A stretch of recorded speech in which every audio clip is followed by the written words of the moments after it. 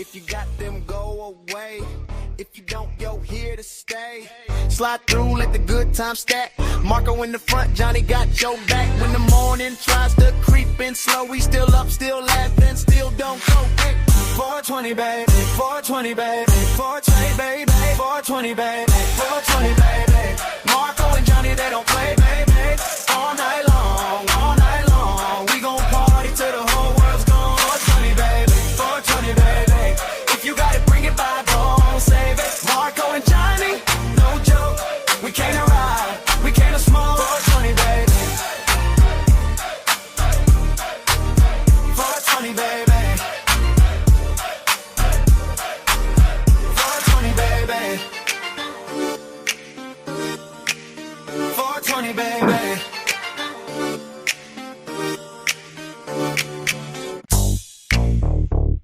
Word. Ooh, yeah. Marco hit the dough like what's the play? Johnny with the grin like we out all day. Too stone, too bold, let the block know. Big bag in the cup and the coupe roll slow. We gon' party all night long. We gon' turn that room to a sing-along. Tell a few jokes, make the whole crew laugh. Green on deck and it's gone real fast. Eyes on red, yeah, the crowd all smiles. Keep it loose, keep it slick, keep it wild. If you came for the heat, then you came to stay. Marco and Johnny got the whole place awake. 420, baby, 420, baby. Marco and Johnny, they don't play, baby. All night long, all night long. We gon' party till the whole world's gone. 420, baby, 420, baby. If you got it, bring it by, don't save it. Marco and Johnny, no joke. We came to ride, we came to smoke. We gonna smoke and tell 'em and joke. Got everybody bent from the first two notes. Good vibes stick when we step in the spot. Couple gold chain glints and a whole lot of knots. She said, you too wild. I said, you know. We keep it smooth with the west side flow. If you don't, it's 420, baby. Then the whole back row gets loud and crazy. Our eyes on red, yeah, the night feels right. Hands in the air when the bass hits tight. No front, no stress, just a crew so clean. Marco and Johnny with the 420 dream. 420, baby, 420, baby. Marco and Johnny, they don't play, baby. All night long, all night long. We gon' party till the whole world's gone. 420, baby, 420, baby. If you got it, bring it by, don't save it. Marco and Johnny, no joke. We came to ride, we came to smoke. If you got them, go away. If you don't, yo, here to stay. Slide through, let the good times stack. Marco in the front, Johnny got your back. When the morning tries to creep in slow, we still up, still laughing, still don't go. Hey. 420, baby, 420, baby, 420, baby, 420, baby, 420, baby. Marco and Johnny, they don't play, baby. All night long, all night long. We gon' party till the whole world's gone. 420, baby, 420, baby. If you got it, bring it back, don't save it.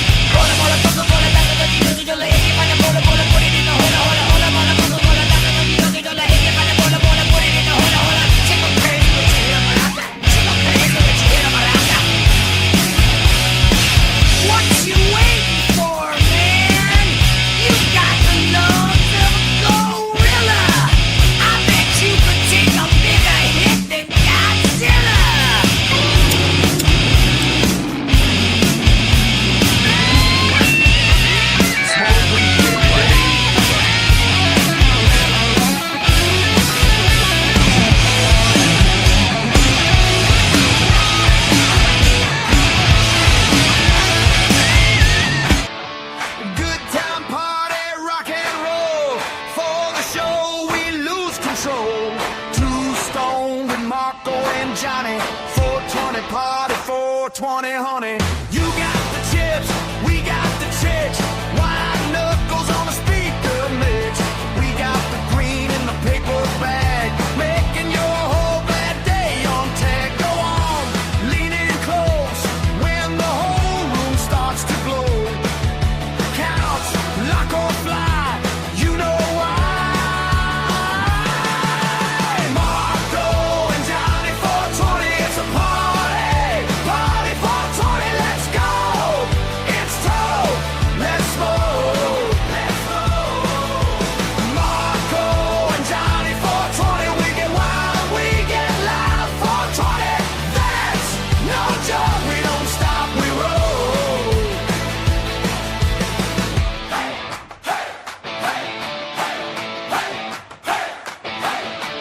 Eyes get red, but the grin gets wide. Boots off, feet slide side to side. We got the kind of night that lasts till the first pale light fades fast. She say, go hard, I say all in. Raise that grin and let it begin. Clock says quit, but the band says stay. And the whole back row sings anyway. Go on, lean in close when the whole room starts to glow. Couch, lock or fly, you know why. Marco and Johnny 420, it's a party. Party 420, let's go. It's toe, let's roll. Let's roll. Marco and Johnny 420, we get wild, we get loud. 420, that's no joke. We don't stop, we roll.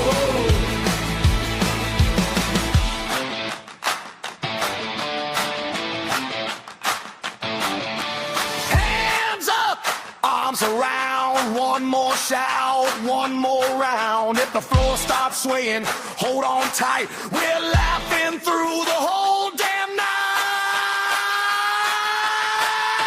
Marco and Johnny 420, it's a party. Party 420, let's go. It's tough, let's move. Let's move. Marco and Johnny 420, we get wild, we get loud. 420, we don't stop, we Ow! Ow! Smoky smoke! go so hard, you forget the worry part. Party We ain't stopping until there's more smoke than oxygen.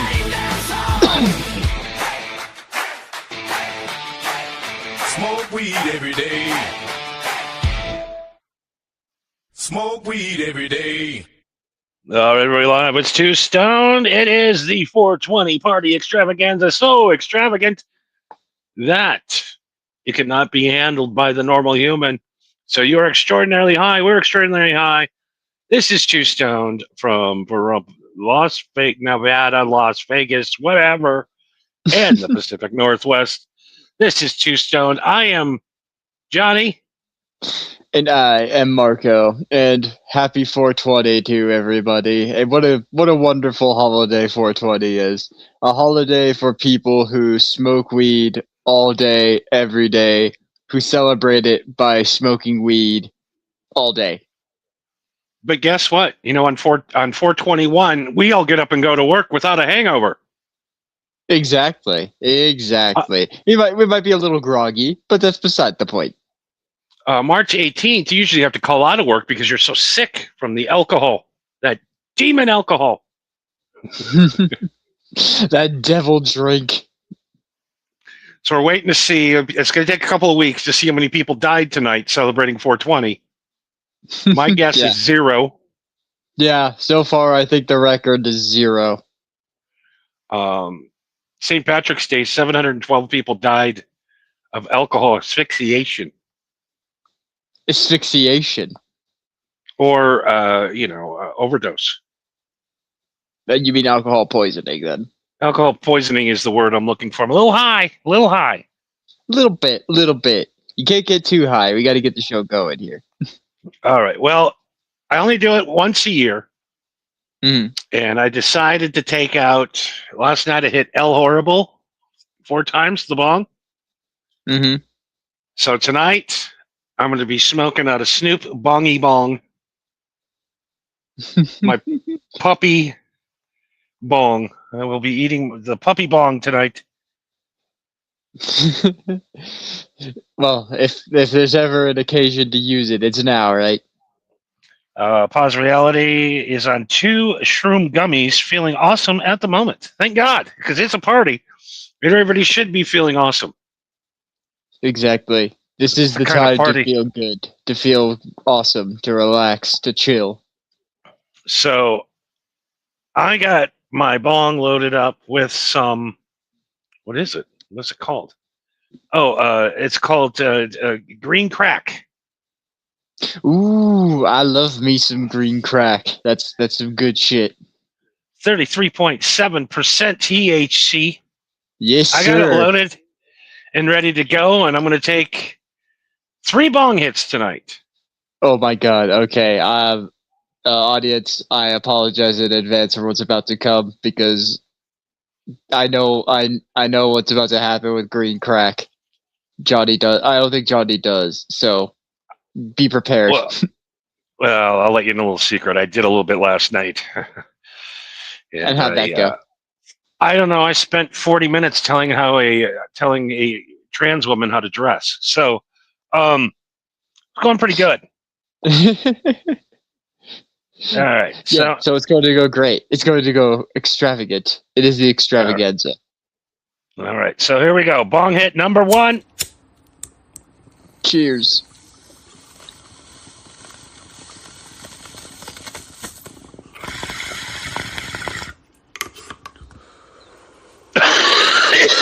Oh God! Oh God! Oh my goodness! Oh! Smoke weed every day. Yeah, right. Okay. All right. We're ready to go now, baby. Hopefully, another neighbor doesn't get too attached. Yeah, we're telling you. Oh, geez. Hello, marijuana. Ah, yeah. That's the good old days. Reminds me of college. Jesus. Holy moly. I'm not used to these bong hits. That's like after tonight, I'm putting the bong away for another year. Well, you owe us 2 more by the end of the show. So we're hoping that the neighbor does. I'm hoping the new neighbors don't get shot. Well, as long as you don't play that South Park game again, I think we'll be all right. Oh my God! So it is 420. We're having the biggest 420 party of the year on the internet. This is it. This is the only day anybody listens to me. Us. Yeah, well, it is mostly you. I think this is the first time since I joined the network that 420 just so happened to be around the corner from our thing, and we swapped over to doing it on Monday because why the fuck not? Yeah, and there was years where we did 20 straight hours. I think you're ever doing that again. Imagine going on the radio for 20 hours with your wife. Well, isn't it? It was great.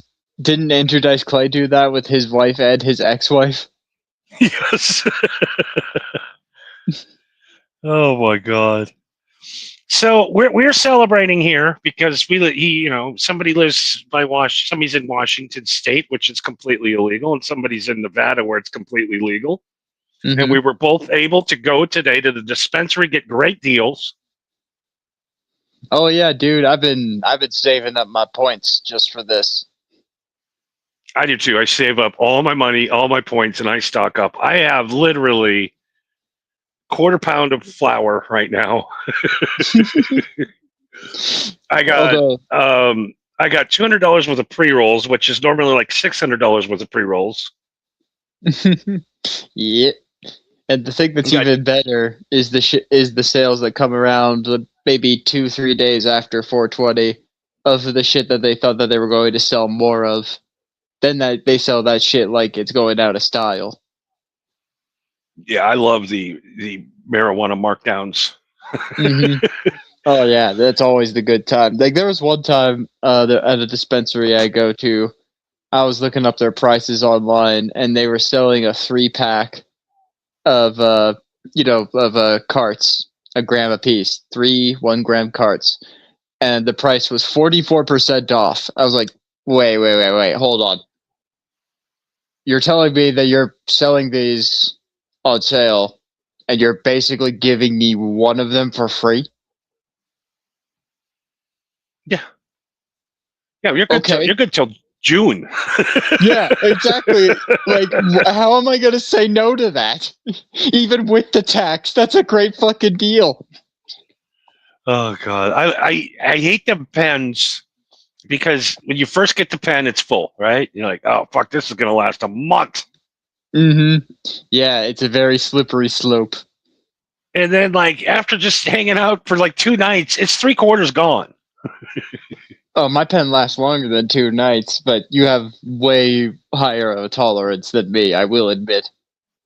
Yeah, I don't get high on those pens, or I get so high that I don't want to get. Yeah, they're really weird. Well, I think Pens, also from what you've told me, you've also only used like the cheapo $15 pocket pens for the batteries. So yeah, those are the ones that I usually use, or the ones that are like a step above that. They're like $25. But for someone like you, you'd probably want to take it a step up to like maybe a $35-40 battery, just so that you could get more power. You know what I mean? yeah, like tipped more power. Yeah, exactly. Woof, You woof. need to you need more smoke in your lung, basically. So we're lucky. Yes. And then Yes, there's people we're lucky that that our state's smartened up. and then we have people like Idaho, Montana, Nebraska, Utah, Kansas, Utah, Iowa, North, Indiana, North Carolina. all of the southern bullshit states, Florida, Texas. And I was sitting there watching the Woody Harrelson, Bill Maher from their dispensary today. Mm-hmm. And I just thought a second. I'm just like, these two guys are making millions of dollars from this. And then there's a guy in Iowa that's sitting in prison for 20 years for having 1 pound of pot. While they're sitting on like 3 tons of marijuana at their dispensary. Yeah. And becoming rich. Yeah, it's all because of the place that they grew it in. It's in the same country, but just because they're a couple of states over, it's totally fine. Also because they have lawyers and that dude didn't. And then there's places like Nebraska that legalized medical marijuana in 2016. Right? Mm-hmm. The governor said, no, not under my watch. So they came back, and in 2024, medical marijuana again, 71% of the people voted for it. Guess what? The people in Nebraska, they're not smoking tonight. No, at all. not even the They're going to jail. Not even the people who actually fucking need it medically.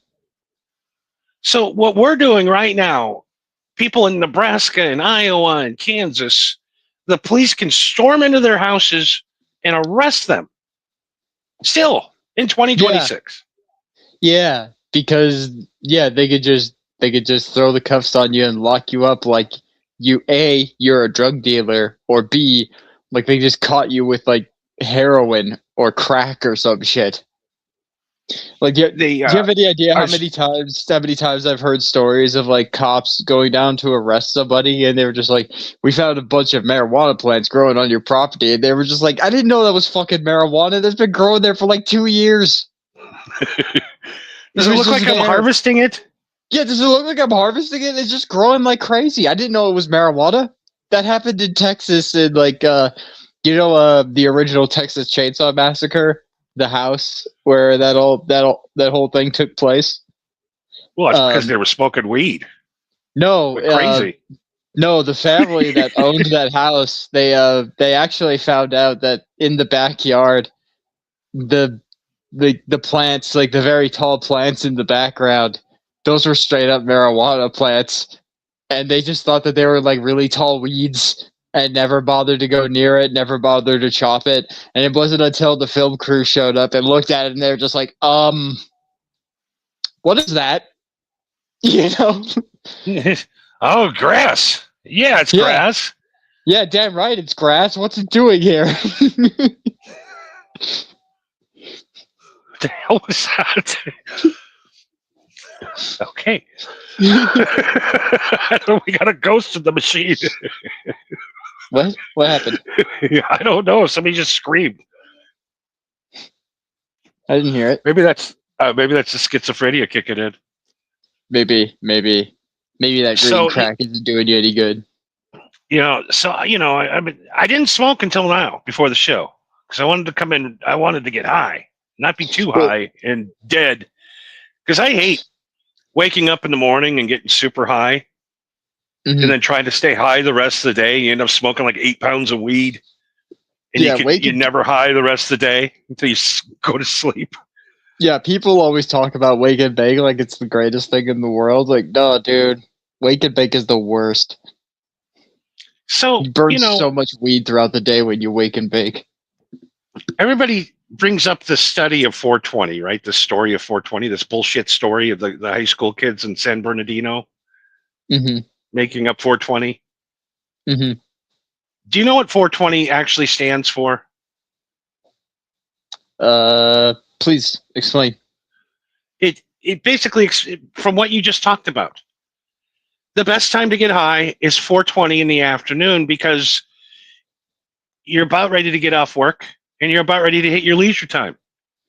You don't smoke before. If you don't smoke before 420, you get high for the rest of the day and night. If you get high before 420, you're fucked the rest of the day. That's what 420 really means. You're not supposed to start smoking till 420. Actually, I heard a really interesting theory from an old head who worked at a record store. Although I'm not sure how much you will like this theory. He told me that he believes that 420 actually came from Bob Dylan. No, come on, Bob Dylan. And he said that the reason why is because Bob Dylan has a song, what's the name? It's a weird title. The song is, I think it's called like Rainy Woman 16 and 32 or something like that. It's some weird ass title, but in the chorus of the song, he just says over and over again, everybody must get stoned. And if you multiply those numbers, it's 420. Now that's too far. But I mean, Bob Dylan is getting the Beatles high.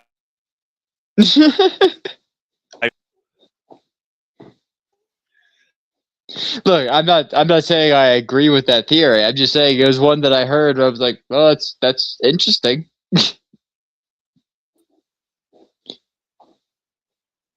Uh-oh. Oh, there. Hello, Johnny. You there? Oh, okay. There you are. All right. Yeah, we had a robot situation there for a quick second. But anyways, yeah, that could be it too. But I think the story that they keep going was about these kids that went out at lunch after school and smoked. It's bullshit. Nobody knows what. I don't think anybody will ever know what the true story is. But I think it's probably one of those situations where the truth is boring. I mean, here in Vegas, Colorado, everywhere there's giant 420 outdoor parties and everything is just so fucking cool everywhere where it's legal. And then you got to sit there at home where it's not legal when you live in the same country. People, you got to sit there and watch it. Yeah. In the meantime, on the news, it's on the internet. It's on your social media. Literally, your buddy in the next state over is getting high and having fun, and you're just sitting there in the bar drinking, being miserable. Here's what this is why marijuana is illegal in Nebraska. This is the governor of Nebraska telling us why marijuana is dangerous. That's my opinion. So let's take a listen at Mr. Rickett here. This is something that is harming our young people. Rickett and it continues on through the workforce. If you look at states like Oregon, Dr. Evil, Nevada, and Colorado, who have legalized marijuana, you see that use goes up dramatically in their workforce by numbers like 63% in Oregon, 55% in Nevada, and 47% in Colorado. Yeah, because they go home and smoke weed after work. Has a huge human dipshit. People like Levi Pongo, Huge. who ingested a marijuana cookie and then jumped off a balcony and killed himself. Oh, come Mark on! Bullard, 23 Come years on! old, who had no history of Jumped mental off a illness, balcony? Hell no. ingested high Fell off levels a of balcony? THC, committed Probably. suicide. And more recently, I was made aware of a family who is struggling with the exposure to marijuana from other family members, and a 7-year-old Agent 47. testing positive for THC, native THC. That is Agent 47. So this is a dangerous drug that Turn will around, impact let's our see the kids. barcode If you tattoo. legalize marijuana, you're going to kill your kids. That's what the data shows from around the country. You're gonna kill your And kids! that's why it's dangerous to go around the established process Jesus we Christ, have the rhetoric is still to the determine whether or not same. drugs are safe It's and 50, effective. And why 60 years legalizing later, marijuana and it's going still the around same regulatory shit. process to keep people safe is dangerous. I feel You're gonna harm sorry our for kids. people that live in that guy's state. That is Republican Governor Pete Ricketts' argument regarding Ricketts. why marijuana should not be legal. Now let's take. It's gonna kill your children. As I've said, Rickett D's nuts. How many dead children do we have on our hands from marijuana? Well, I believe 0. yeah, I believe you. I don't know if we've ever said it on this show, but it's something that you've said on your show before that I have also said before. Whereas, like, every time around Halloween, they always talk about, like, oh, check your kids' candy because they might give your kids marijuana candies. Like, bitch, I'm not giving your kids my marijuana gummies. Get your own goddamn gummies. Like, do you have any idea how expensive that shit is? Yeah, I'm not gonna spend up $500 worth of fucking marijuana gummies to kids. Yeah, honestly, if I was going to slip a gummy into your kid's fucking bag, I would give him a gummy, and then I would give you one of those fucking, like, $5 fire, like, you know, those $5, like, airport bottles of liquor. Just like, there you go. Just keep quiet. Take the gummy. I don't care. You know? I mean, the worst that's gonna happen to a kid is he's gonna freak out. But he'll be fine tomorrow. I don't know. Yeah. It depends on the kid. I don't know. Thankfully, I hope we never get to the point where we do testing on children with marijuana. And they're like, well, they want to give the reason why medical marijuana is illegal in Nebraska right now. I looked into it because these companies from Colorado are going to come in and give it to the kids. And I'm like, yeah, no shit, they're going to give it to the kids that have fucking seizures. Yeah, the kids that have seizures, the kids that have cancer, the kids that have Parkinson's. Speaking of Parkinson's, you know, Mr. Ricketts, what's his name? Agent 47?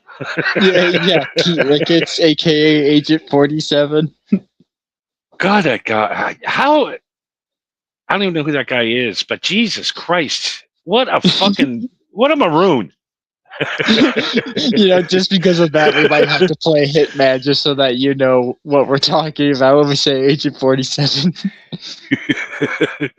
Jesus Christ, my God. So, yeah, everybody's like, oh, it's just a lie. There's no benefits to medical marijuana. Well, check out Parkinson's. Yeah, look at this shit and tell me this isn't a goddamn miracle. It's been a bit of a rough week, really. This guy, he's all curled up. And the best way to take it is put it under your For tongue fuck's sake. and rub it in your cheek.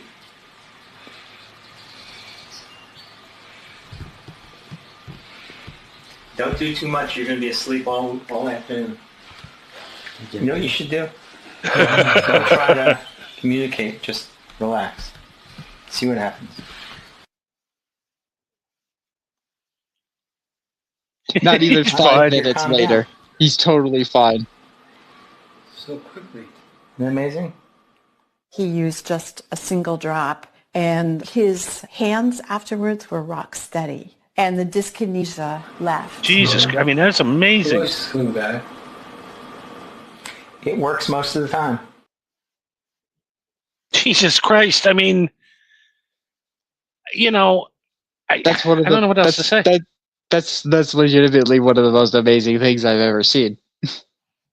So it's got to be money coming in from other sources. Do you Oh, know yeah. who the number? Do you know who the number one people that spend the most amount of money to keep marijuana illegal is? Alcohol, tobacco. No, drug testing companies. Ah, yeah, that makes sense. Although They've made with billions of dollars getting people fired for smoking pot for all of these years. Billions, ruining everyone's life. Everybody's like, "You smoke marijuana, it's going to ruin your life." No, it's not going to physically ruin your life. It's going to ruin your life from these bullshit idiots saying it's going to kill your kids. Okay. yeah, it's going. Well, it is going to ruin your life, but not because of marijuana. It's because of the people that say they're going to ruin your life if you smoke marijuana. That's why it's going to ruin your life. Could you imagine a guy in Nebraska right now sitting on his couch all fucking crippled up like that? Looking at that video going, "Motherfucker, what can I have any?" It sucks. I know, dude. I know. That shit is insane. Not even like, that's the thing I've always said. Like, if a state has a problem with it recreationally, fine. But at least medically. Give it to the people that fucking need it. The weird thing is it's legal on every state around it. So it's like any resident can get in their car and drive like an hour and go get weed. It's not like, you know what I mean? Well, yeah, but they would also have to smoke it in that state and then drive back sober in order for it to be 100% legal and legit, is the thing. Once you cross the state line, then it becomes a problem. No, you go to jail. Yeah, then you go to jail. I was watching this thing with a chick the other day. She got arrested for weed. Mm-hmm. And they gave her 6 months probation. That's not bad. I mean, that So sucks, but that's not bad. She failed her drug test. Of course. She had to do this 6 months. And then she got 6 months more probation. Came in, failed the drug test again. She's been in jail for 3.5 years. Not because she's violent or created any crimes, just because she's smoking weed on probation. Yep. You can't drink either when you're on probation. Before I went try, I says, I'm not taking any probation whatsoever. It's a trap. It's a trap to keep you in the system for the rest of your life. Fucking weed convictions. I mean, what a waste of money. Really. It really is a waste of fucking money. Don't we have more important things to be spending our tax money on?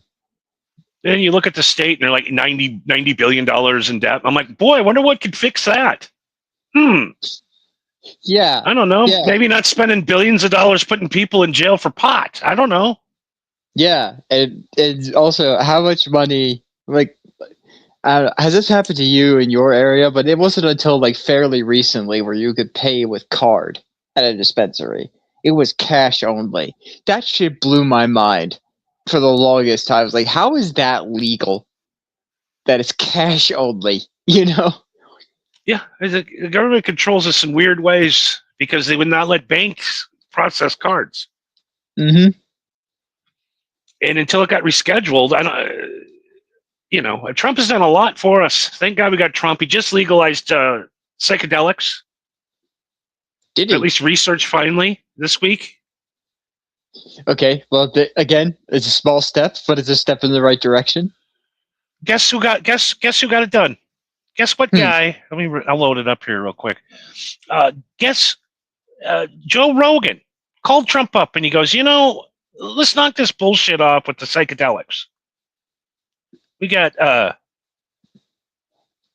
there's vets here that have been cured by this guy. Mm-hmm. Let's go ahead and legalize it. And Trump signed an executive order legalizing psychedelics because of Joe Rogan. Isn't that the craziest thing ever? I find it interesting that Trump picked up a phone call from Joe Rogan, but he wouldn't pick up a phone call for Tiger Woods. No, fucking Tiger Woods. Did you see that body cam footage of when the cop pulled up and the Tiger was like, "I'm calling the president," and the cop's just like, "Okay, buddy." He's just like, "Okay." He calls up Trump and Trump's like, "Hey, remember that time all the times we played golf and you didn't let me win one time? Fuck you." Yeah, exactly. You never let me win one hole. You didn't even let me, like, one hole. You didn't let me win one. Oh my God! Say what you want about Trump. He's done more for our community than any president in the history of the United States has. Which is something I did not think was going to be on my presidential bingo card. No, because we thought Biden was going to do it, but then we found out that Biden is nuts. Yeah, Biden is fucking nuts. His entire family is fucking nuts. And then What are you doing? Biden got fucking dementia and lost his mind even more. Legal marijuana is a bunch of malarkey. Your son is literally a crackhead. Every single person that's against marijuana has never smoked it. Yes. That is 100% true. Including this officer. A stance on marijuana. People smoke that stuff, it turns them into thieves, degenerates. Probably never tried it. Is that true? Why would I smoke something that's illegal? I'd like you to smoke this. You need to turn this camera off right now. Turn this off. All right, it's on. I don't want to arrest you, okay? Aren't you even a little bit curious to try this plant? I'll tell you what, just to get in the mind of the criminal, I'm going to do this one time. You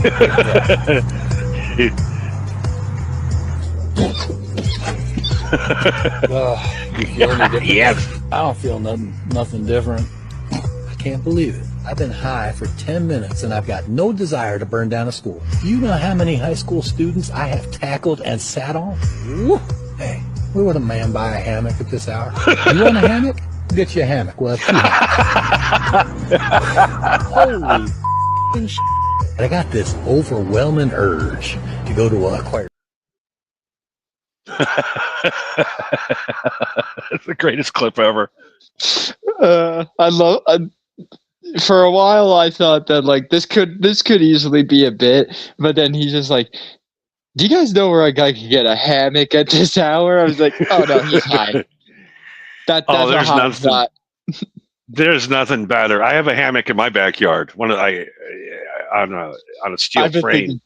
Dude, I've been debating getting a hammock myself. Now that it's actually getting nice out, it's like, a hammock could be so fucking tight.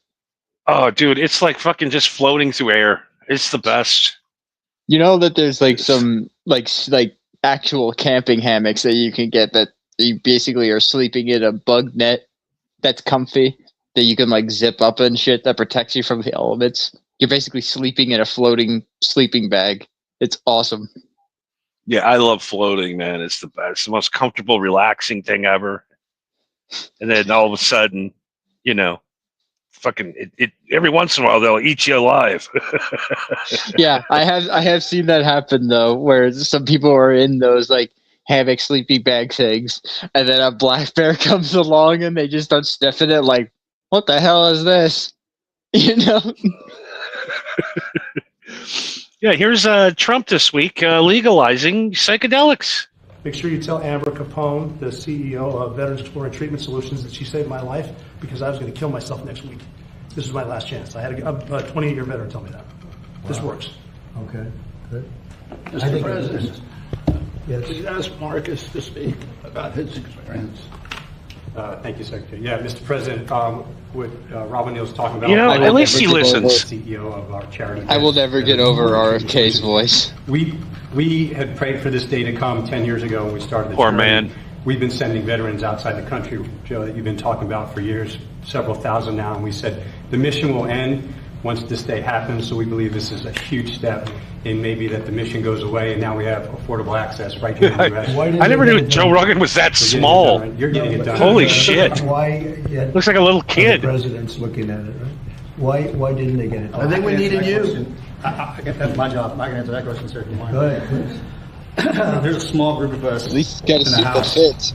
that have been trying to move legislation since I showed up. Mr. Correa, Mr. Bergman, Mr. McCall, Mr. Crenshaw, every year have tried to move legislation. That side of the room is not going to like what I have to say about this. And every year it has all fallen short. Every year it has all fallen short. And it's because of the proverbial roadblocks that were always in the way. Right, that's right. Okay, fair assessment. Yeah. But those members and myself were convicted never to give up, ever. And with this executive order, Trump looks so bored. He looks so goddamn bored. You have broken down those barriers. He's like, God, dude, I was waiting for a 20-second response, and now you're going for fucking 3 hours. Dude, I already agreed. I'll sign this shit when you shut up already. And giving the members that have been working on this for so long a chance. Thank you. So this is Joe Rogan today. Gotcha. Look at his gotcha. size. Okay. And oh, shut up. Yeah, I know how small Joe Rogan was. Jesus Christ, you can barely get over the chair. Well, actually, you know that thing that you say about like you can't underestimate people anymore because they do MMA and shit. Joe Rogan actually has the UFC record for the strongest kick. Really? Yeah, they at the UFC headquarters in California, they have like an official kicking machine that registers how powerful your kick is. And Joe Rogan kicked it, and to this day, he still holds the record. Well, thank God he can only kick as high as my shins. Thank God he can only kick under my ribs. If he could do a standing split and scissor kick me in the chin, then I'm fucked.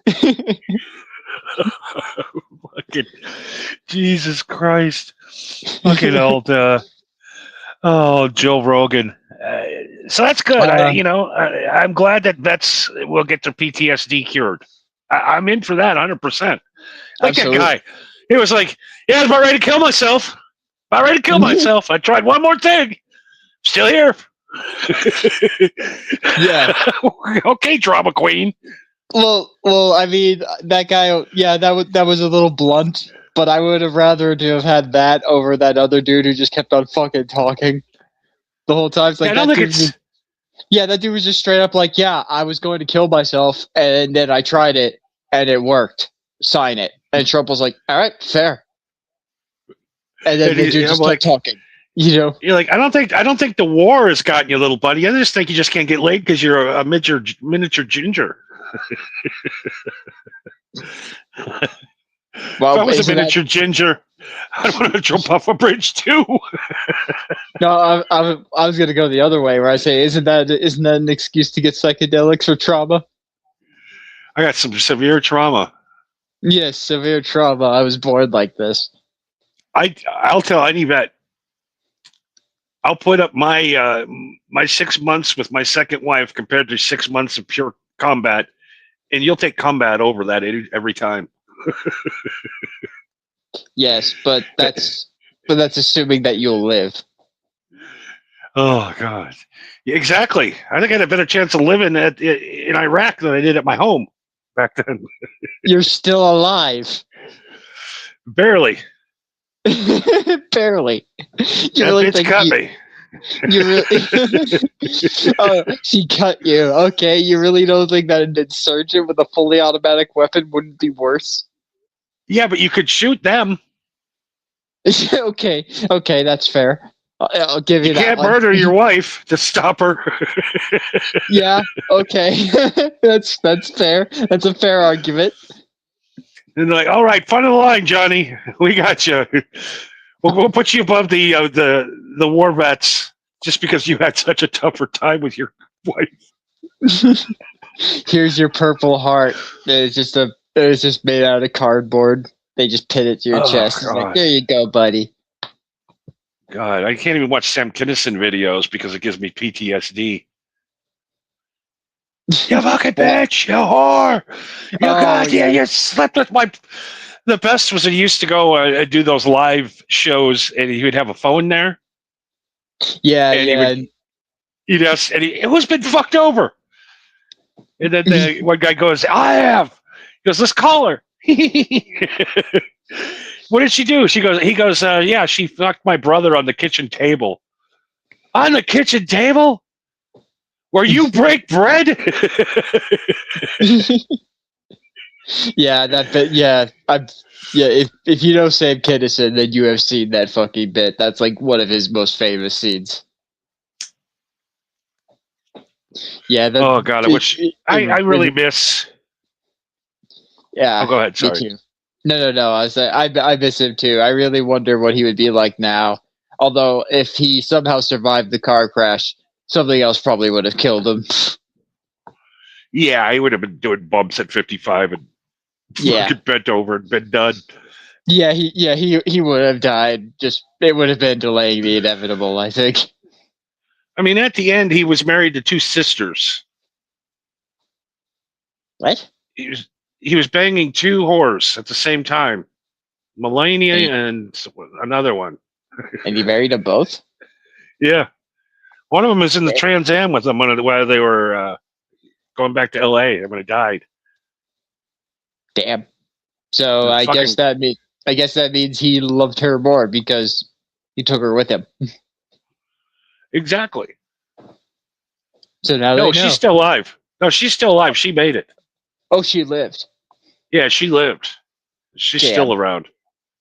She got all his money. So he tried to take her with him. Yeah, he married two prostitutes. They were prostitutes, strippers. You know, typical Sam chicks. Yeah, not the smartest move, I will say. You get to the point in your life where you're just, I can't deal with these women anymore. It's too much. It's too much. They're too stupid.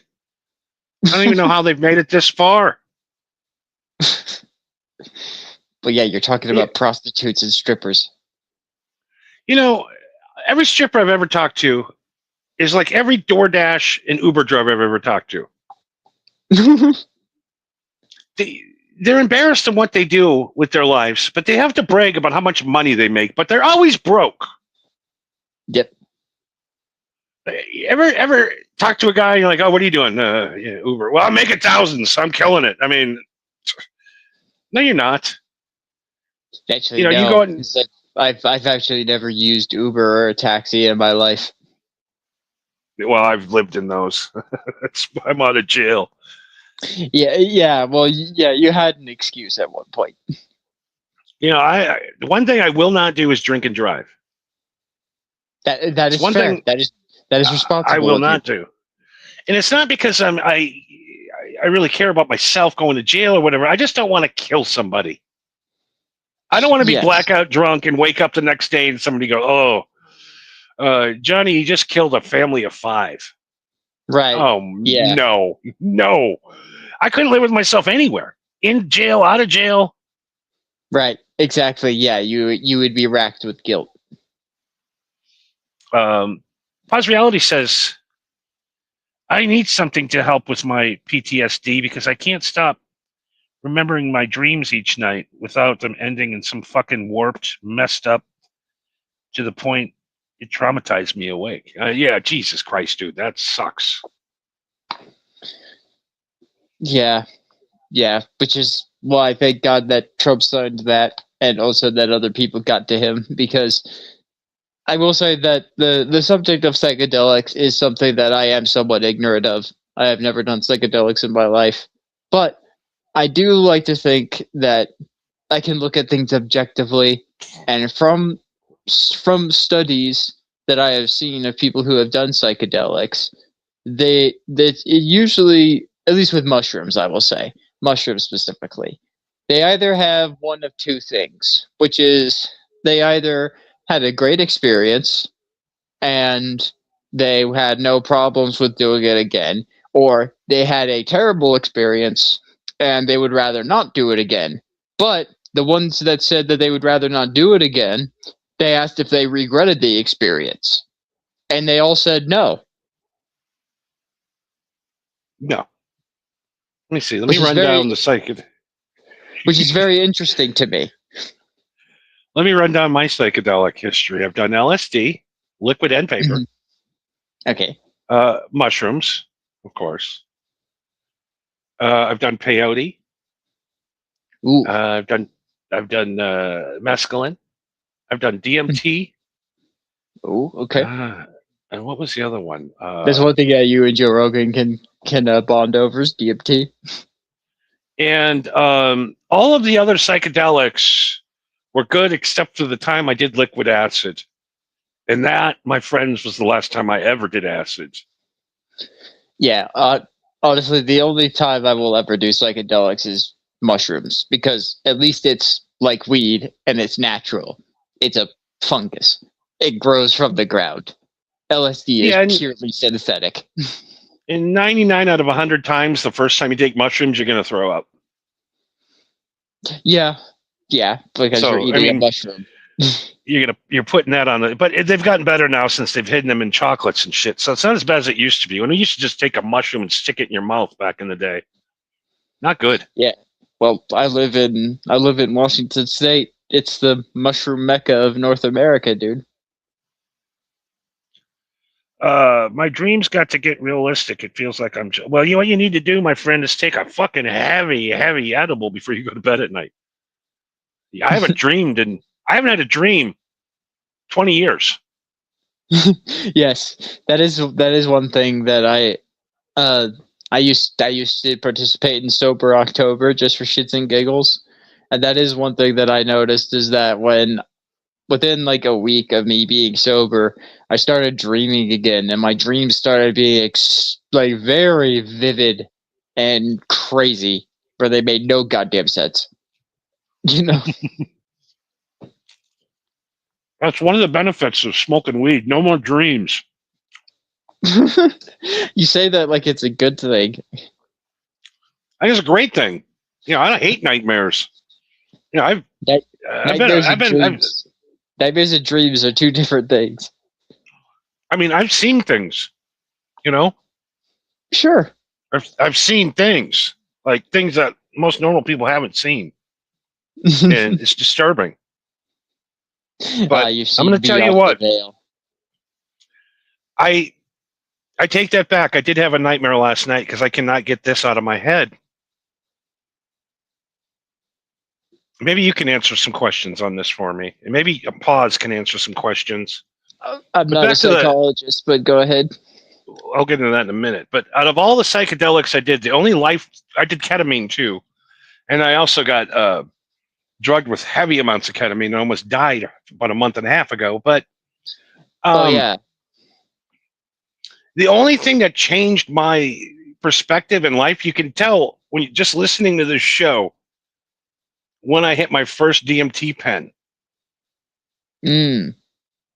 Because before that, it was me just getting shit-faced and doing nothing. No clips, me just getting drunk and rambling for an hour straight. And my brain, I think, came back to normal. It reset it. It hit the factory reset. And all of a sudden, I can remember things again. So what you're saying is you need DMT. DMT literally just snapped my whole personality. I've also heard some scary things about DMT, but that's extended DMT trips. If you're a bad person, don't do DMT. If you're a bad person? No, I mean, literally, if you're a fucking horrible person with a lot of fucking guilt and shit that you got stuck away, it's going to fuck you up. Because it all comes back. Everything you've ever done wrong comes back to you. See, this is why I don't do psychedelics, Ben. And the cool thing with DMT is it tells you that it didn't matter what you did. You realize you can only, like, say I'm, what do terrible people do? I don't know. Maybe, I'm a thief. I go out and rob people's houses. You know what I mean? Sure. For years and years and years, I'm a terrible guy. Yeah, or you pickpocket, you take people's money, or you're just rude to people, or like we were talking, or like we said earlier, you fucked your brother's wife on the kitchen table. Yeah, I think if you hit a DMT pen, I think it would probably, it would change your life for the best. And with this new executive order coming through, it's going to be available through the VA sooner than later. So help is coming, buddy, for you. It's got to hang in there just for a few more months. I mean, don't be like that guy. Before you kill yourself, make sure you try the treatment first.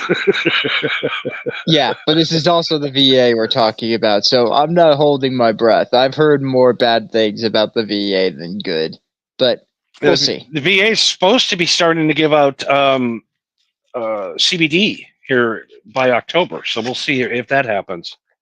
Well, that's good. That's one that I also recommend. Again, that's one thing that I've seen even in areas where weed is illegal. You could go into smoke shops or gas stations and be like, "Oh yeah, but then we have CBD snacks and stuff, and CBD oils and tinctures." So like, isn't that marijuana? It's like, well, yeah, but it's not the same. Like, it kind of is. Yeah, it's just it's got everything but the Delta 9 in it. Right. Yeah, it's like it kind of is. It's I mean, it's kind of like cheap. It's like diet weed. it's what I recommend. What I would say it's equivalent to is taking a Flintstones vitamin. Are you going to notice? Are you going to notice any improvements tomorrow? Not really, but over time, your hair is going to look better.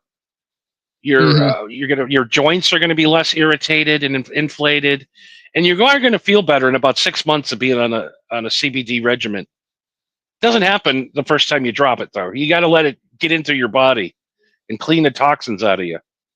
Yeah, see, I tried doing like CBD tinctures, but I only had enough to where it lasted me like a week. And I didn't really notice any difference. I needed to continue the regimen, but whatever. I know my my ex-wife Nikki. She looked horrible. Her hair looked horrible. Her face. I mean, not being mean or anything, but she just was. I don't know. She's just going through something. Her body was rejecting. So I don't know. But she started that CBD program in about 8 months. Her hair was like night and day difference better. Her mood was night and day difference better, and she could walk around, and it literally changed her life. I've never seen anybody. Her skin got better, her hair got better, her personality, everything got better. So every woman should start that now. If you want good hair, a good face, and a good attitude, that's all men want. That's all. Yeah, that's all we really need. That's all we really want in life. You get to the point that we just hope for a good attitude. I don't even care what you look like anymore. Just have a good attitude. Yeah, eventually, we just gets to a point where he's like, "Just be in a good mood today, please." Oh my god! You know, I learned the second you lie to your girlfriend, your relationship's over. Because you don't want to hurt her feelings, or you don't want to see her, so you got to make up an excuse not to see her. That means you're not into her that much. Yeah. Like, God, I got to pick her up tonight for a date, or can I just stop at happy hour and just blow her off? I don't want to deal with her no more. I'm going to lie. I got to stay late for work, honey. Sorry, I can't take you out tonight, but I'll make it up to you. That's why I love having living in separate residences, too. It's easier to lie to your woman. Yeah. I don't have to worry about for piss testing. Well, I think if you do come across a DMT pen, I do recommend that you have a couple of people there with you. Don't do it by yourself. I made that mistake the first time. What do you mean, have a couple of people with you just to like calm you down and bring you back to earth? Yeah. And just to remind you, like, hey, you're in your living room right now. Chill out. You know? Yeah, it's the drugs doing it to you. It's not you. You're not dying. You think you're going to heaven. But the best thing that DMT did for me is it let me keep my past in my past and stop dwelling on it. And because the point I was trying to make, and I lost it because I'm a little high, is like, you say you do shitty things, but today when I wake up, I don't have to do shitty things today ever again. And that's all you should worry about is today don't do shitty things. I don't give a shit we did yesterday. Listen, how about today we don't do shitty things? Pretty easy way to live your life. In the words of Pantera and Phil Anselmo, yesterday don't mean shit because tomorrow's a day that we have to face now. Exactly. So quit getting all bummed out. And then the worst one was the liquid acid when I literally thought I was in hell. I thought my room was on fire. I went to the kitchen and filled up a bucket of water and was throwing it on my walls. I shorted out my radio. Every electronic device was ruined. I put about 300 bucket loads of water in my room that night, putting the fire out. It kept coming back, and it got so hot, and I was sweating. And my roommates came back, and I was just laying on the floor in a pile of water, everything dead in my room, because it lasted 8 hours. Because it was that's the thing with fire. There was no fire. It was from the acid. I literally thought my wall was on fire, so I kept trying to put it out with water. Oh no! And what had happened is I accidentally turned the heat up instead of the air conditioning. So I literally thought that I died and went to hell. And my house was on fire. And when you do acid, it doesn't stop in like 20 minutes. No, it's 8 fucking hours of pure hell. Yeah, that's the other thing that I've heard people say is like the high lasts way too long. It's way too fucking long. It's like, the first couple times I did paper ass, you just sit there like, oh, all right, this is fun, I'm high. 3 hours later, like, holy shit, I'm still fucking high. And then 6 hours later, you're like, am I going to be high? Am I going to be like this for the rest of my life? I am fucked. Yeah, it's I don't have any personal stories myself, but my former tattoo artist, he told me this story about when in the early days of his career as a tattoo artist, he had a guy who would come in and he was basically tripping balls on fucking psychedelics every time that he saw this dude, and sometimes when he would do tattoos for him, he'd be like, hey, I don't really have any money, but I have this I have this chocolate bar that has some psychedelics in it, and so he's like, okay, yeah, sure. And so he gave him one of those brownies, and he told him, okay, so take half of one. So he said, I took like a quarter of one. And he said that he when he got home, he took a quarter of one, and he said that his brother came in, and he didn't even notice that his brother came in. He just like teleported into the room. He was just like, oh fuck, you're there, and he's just like, you're high, aren't you? And he was like, no. And he's like, yes, you are. Get up. He's like, what? He's like, we're gonna go for a ride. And so he just gets in his brother's pickup truck, and they start driving down the road, and he just starts, just absolutely tripping balls.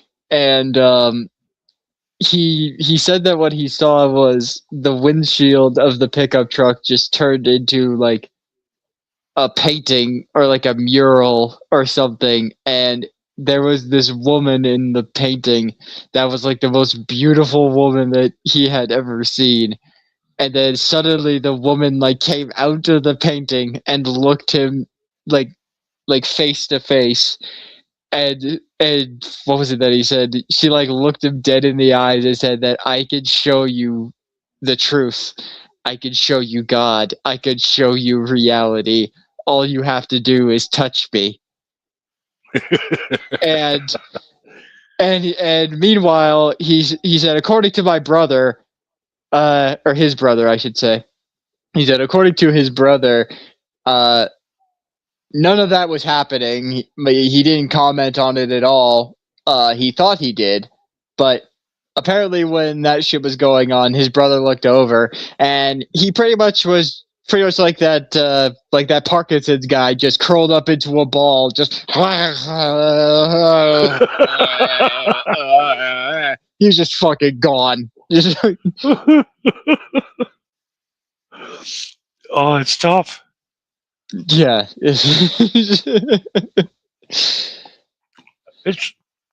I don't know, man. You really got to be careful because it can fuck you up really bad. Yeah, again, that's why I stayed away from it I probably will stay away from it as long as I can, unless I know it's pretty tame. But I know that's very rare when it comes to psychedelics is either you're all in or you're not. And I did do some mushrooms when we went to see the Grateful Dead at the Sphere. That's what you do with the Grateful Dead. And I had to leave halfway through. It was too much for me. It was too much. It was way too much. Oh my god, I've been here for 2 hours and they're still on the third song. I just remember sitting there and going, they should put a fucking seatbelt on these seats. Because I constantly felt like I was going to fall out of the seat. Like into the abyss. It was tough. I couldn't stand up. I couldn't walk. It just until you go to the Sphere, it's hard to explain. But you are in something. You were literally flying through the streets of San Francisco, and you feel like you're going to fall out, like you're on a goddamn roller coaster. You feel like you're going to fall out of it. Maybe they do. They have some like motion sensor thing in chairs. Maybe. No, they have a bass boosts in the chairs. Yeah, they have scents. They actually have scents that come to the chairs, so you can smell different things. That's nuts. And mist, and I mean, it is crazy. I mean, it is the greatest experience ever, but not on mushrooms. Not good. I remember sitting there going, when I get back, I'm going to put a Google review and ask them to put some seatbelts in these fucking things. No one's going to put seatbelts in them. They make some goddamn sense. Oh God, I was with Pete and his girlfriend, and I'm like, I gotta cut, dude. And he's like, huh? So I can't handle it, bro. I'm going home. How is Pete? And I remember, I don't know. He's gonna be away for a while. 8 to 10. Yeah. Yeah. Okay. Yeah. I mean, I figured that was still the case, but you brought him up, so I figured I'd ask. I remember climbing up the stairs because we were on the second bowl. Wait! What do you mean climbing up the stairs? Like with your hands and feet? Yes. Because I had so bad vertigo. And in the background is this fucking John Mayer fucking playing an 18-minute guitar solo. It's not helping it. It felt like one of those movies from like the 60s, like the psychedelic movies. Yeah. So we were about 20 rows down. I'm sorry. Hang on. I'm sorry. I just imagined that you're like, all right, I just gotta climb up these stairs and then I can get out of here. And then you lift your head up, and then all of a sudden you're climbing Mount Everest. You're like, oh, fuck. It was tough. It was like, in my mind, it was survival of the fittest. Literally climbing up 20, because we were 20 rows down. So I'm just climbing, and everybody's staring at me. And I'll remember I remember just walking up going, it's I'm on mushrooms. I'm on mushrooms. Leave me alone. I'm on mushrooms. And everybody just like looking at me like. Then I remember finally like opening the door and the light is there. Oh. And that's the brightest brightness I've ever seen in my life. And I walk out and it looked like everybody was wearing helmets. I'm like, why is everybody's head so fucking big? And then I literally went and walked out of the Sphere, walked about a half a block down the street, sat on a bus stop, and just stared at the cars going by. I think for about 45 minutes before I could get my wits back. Oh, my brother, who we've had on this show before, way back, Papa Shango. I'll tell this story because I'm sure he wouldn't mind. He probably would have told this story, but I think it was one of the first times he did psychedelics. I think he said it was mushrooms. But he was just hanging out with his buddies, and about like 10, 20 minutes after he ate the mushrooms, he started to feel it, and it was starting to kick in. And so somebody handed him a bowl of ramen, just to make sure that he has a full stomach. And he was so high that he went to he stuck out his hands to take the bowl, and then the bowl just completely slipped right between his hands and fell to the floor. And just fucking ramen and broth just flew everywhere, and his hands are just covered in fucking broth. And his buddy just looked at him like, dude, what the fuck? And And my brother said that in his head, he realized, like, oh shit, I made a mess. Oh man, my hands are dirty. I should probably wash my hands. And then he proceeded to suck on his fingers. Just like without question, no hesitation. It's just like, oh, my hands are dirty. Just in front of his buddy. He's just like, what are you doing? Are you a fucking cat? Yeah, like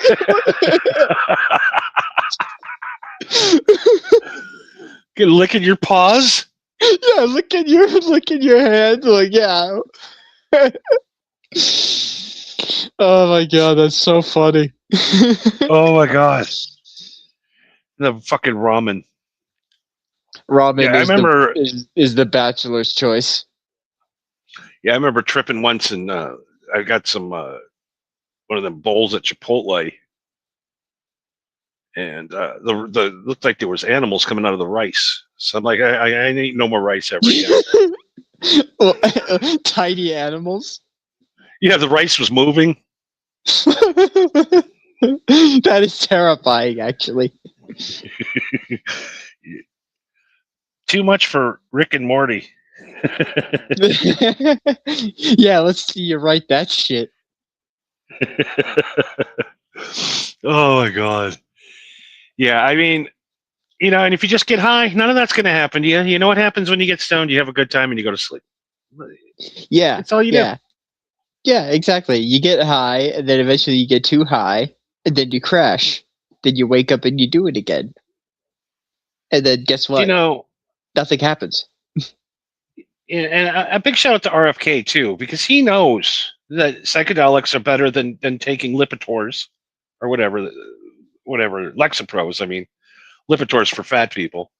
Lexapros for every chick in America right now. Evidently.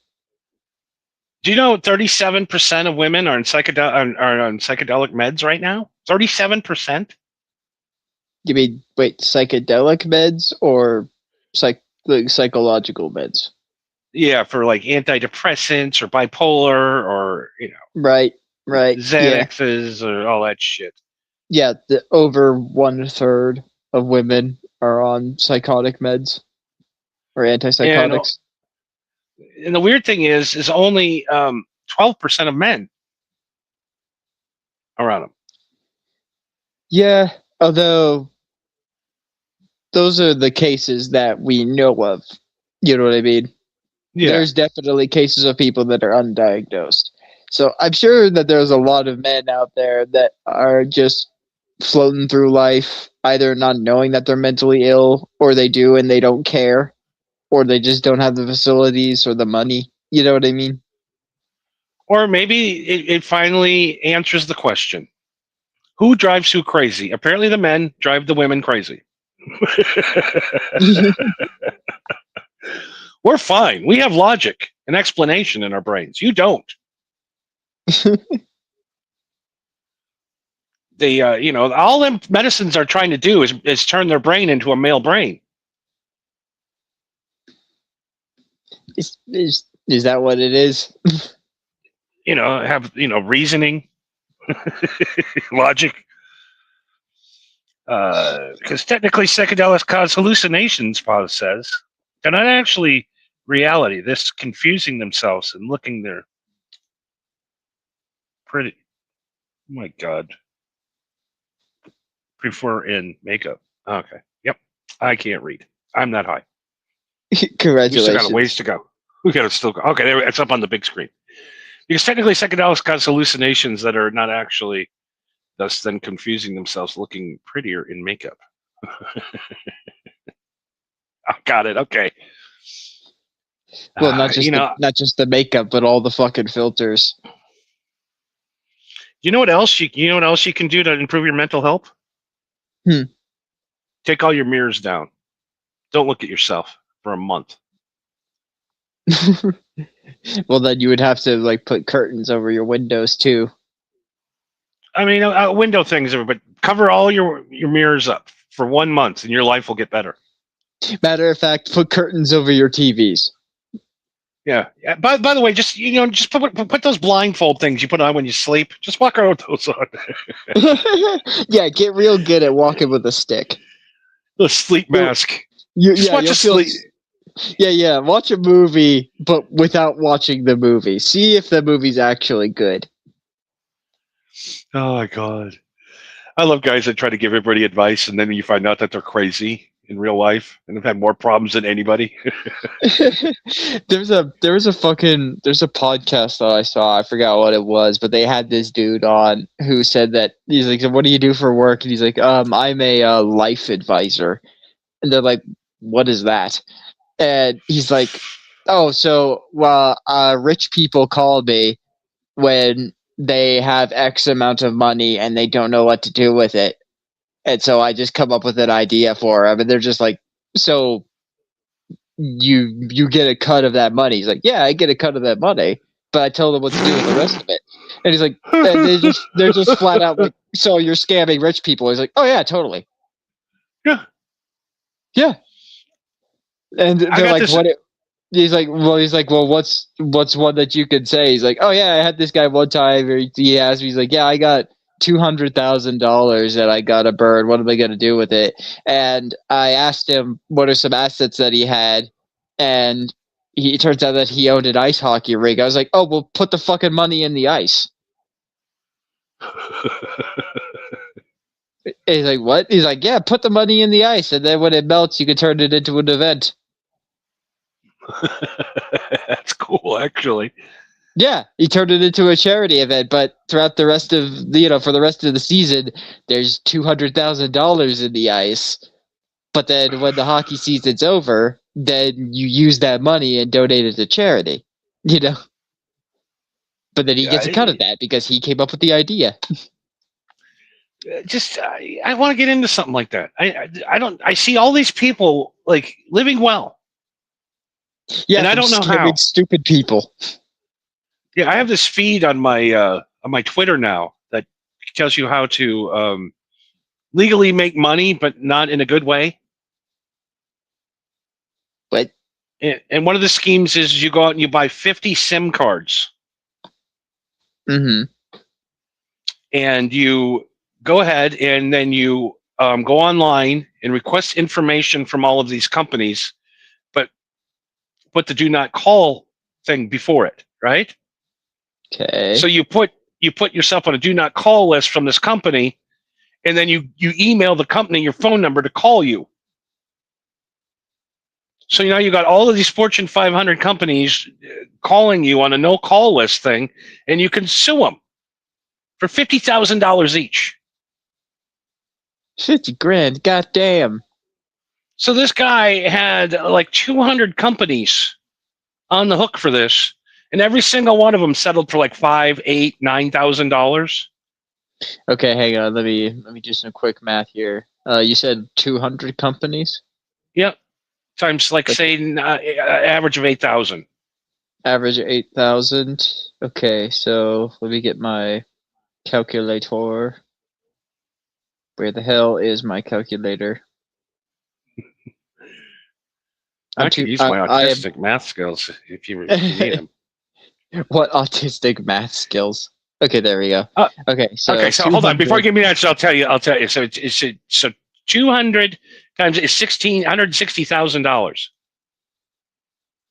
So 200 times 9,000. We said yes. 8,000. 8,000. Okay, and your answer was 160,000. No, it is 1.6 mil. Really? It's that much? Yeah. Yeah, so he made that by spending $50 on SIM cards at Walmart and going on and requesting information from Fortune 500 companies. So he dropped $500 for SIM cards. Not even that, $100. $100 for SIM cards, and he made 1.6 million. That's capitalism at its finest, my friends. And I'm like, what am I doing with my life? Doing a podcast for no money every day. This is a hobby, Johnny. This is why we will live forever while everyone else will burn and will crash and burn in the dust. Is because they're doing it for money. Yeah, well, we are doing it for money. Let's not let's not be too crazy here. You know, we Wait, you're getting paid? well, yeah, from our friends at Alien Head Pizza. Welcome to Alien Head Pizza, where every slice is an adventure. The pizza's incredible. It's out of this world. All right, team, let's make these pizzas stellar. Affirmative. Initiating cheese nebula formation. Great job, Glad. Gratitude. Efficiency optimized. This place is amazing. Does anybody else have a And cheese the pizza nebula? looks I don't think so. incredible. One It Cosmic really is. Supreme, hot and red. Alien Head Pizza. It's a whole new universe of flavor. Cheesy and delicious. The cheese pull is We got insane. the best alien waiters. You in the gotta universe. try it yourself. I mean, you want to go now, don't you? We're Yeah, all that- high. that- Alien Head that- Pizza. Yeah, that extra cheesy deep dish looked fucking good. The cheese is literally flying off, just falling off of the side of the slice. Oh my god! Why can we not have that right now? Because we live in the worst timeline. Oh my god! That I keep driving by that location. I go, God damn it! I gotta just do it. That's the thing, though, is that the more I think about it, the more I'm just like, it is a great idea. It's a gimmick for sure, but at least it's in a location where it makes sense. But we need to find that guy that talks to guys with money about bad ideas. yeah, we need to talk to him. We need to find it. We need him to help us find investors. One other thing too. This is my stoned question of the night. My stoned conspiracy question of the night. So I earlier today I went out on my quad. I got it back. And just for a ride today, just clear my mind, get ready for the big show. This is the biggest, night of our existence. And well, I'm glad that you didn't. I'm glad that you didn't scare yourself out of riding the quad again. Well, I will not be climbing any more mountains. I will use it to drive around on the city streets, no problem. But when it comes to mountains, I'm laying off the trails for a while. You're not climbing mountains. You're climbing dunes. Dunes. I mean, yeah, I know, but I'm retarded. And I'm looking around the outskirts of town, and they are building at least 300 apartment complexes out here. Damn. And I'm like, why is all of these apartment complexes all of a sudden being built from? And I looked into it when I got back, Googled it. I'm like, there's a bunch of people going to move here? What's going on in Pahrump? Why is it all of a sudden? Why are they building?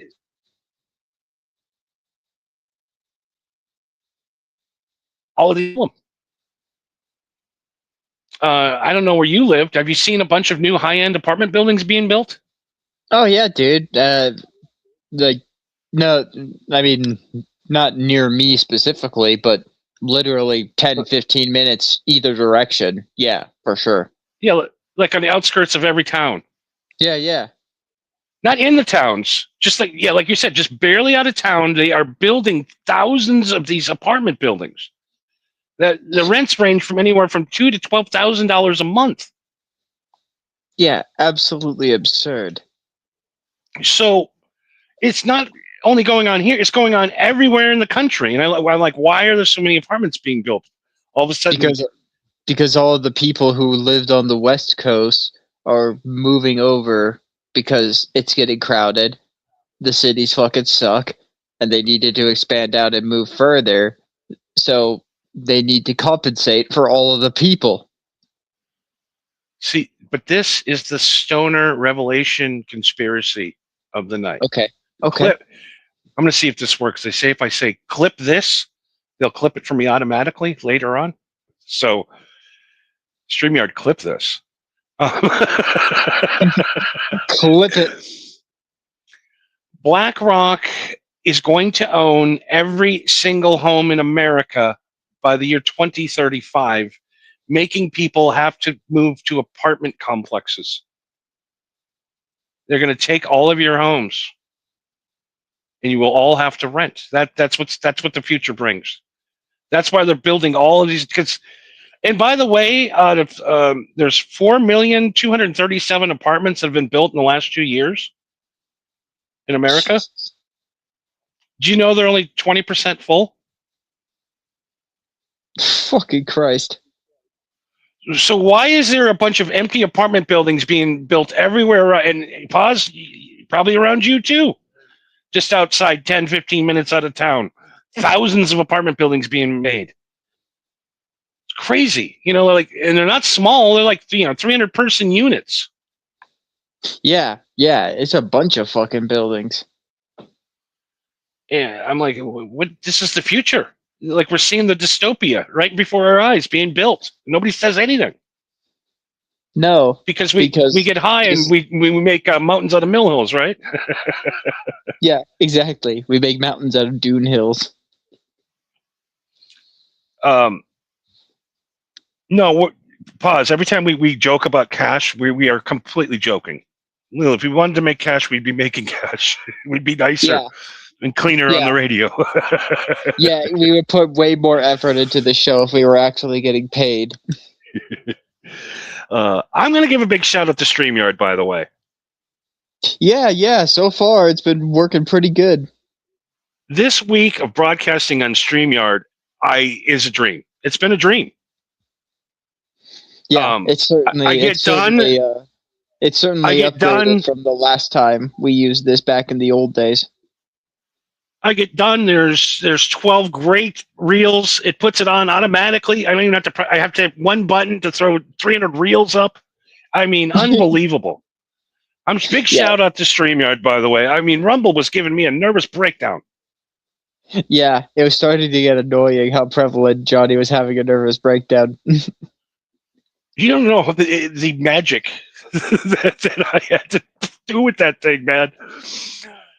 Someday I'll release a documentary on the absolute absurdity of the Rumble Studio. But it did its purpose. Right. It served its purpose, and that time is done. That time is over. It seems like we're going to be on StreamYard forever now. Oh, it's so much easier. Literally, before I'd have to load each clip individually. Oh, God. So now I just pull up what clips you want to load. I don't know. Put these 20 up, and it puts them right up.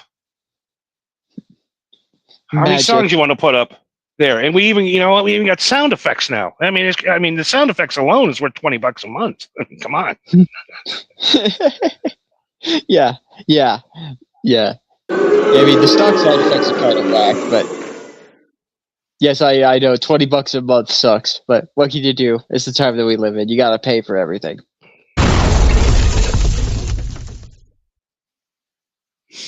No, that the FBI crashing that party. Yeah, just a big shout out to StreamYard. It's literally I won't go back.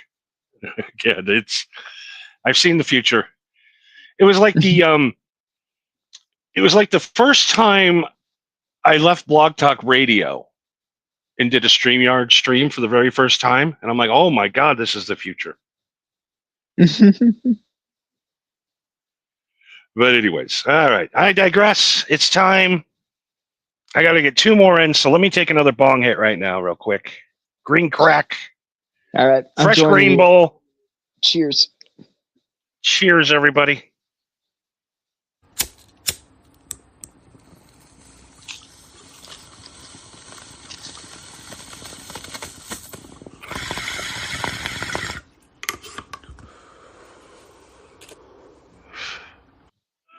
All right, not that bad. Okay, not that bad next time. Smoke weed every day. We got that clip now for every week. I'm excited. Yes, you have that is a must for look, even for streamers that don't even have marijuana associated with it. That song's been memed to fuck so many times. That's just everywhere. Oh God, smoke weed every day. So yeah, I mean, it's been a big 420 party across America. Everybody's had a great time. I mean, we rocking and rolling and smoking and rapping and country singing, and I mean, everybody likes weed. Who doesn't like weed? What group of people? People who've never tried it. What's that fucking comedian's name who keeps talking shit lately about weed? Sandwich guy. Sandwich guy. He blew a tranny at the Skank Fest. Joe DeRosa. has a big thing out now. He's like, his big joke is, "I'm so sick of these fucking people out smoking weed on their shifts at the bar. I can't get a beer while you're out smoking your weed. Sick of fucking potheads. You're fucking stupid. You stink. You're stupid. You're not fun to be around. You should drink like a real man." Yeah, great. We'll see you at the fucking what do you call it when you flush your kidneys out once a week? Your dialysis meetings. Dialysis treatment. Yeah. The after effects of perpetual alcohol abuse and perpetual marijuana use are night and day. No, I remember I woke up the last time I got blackout drunk.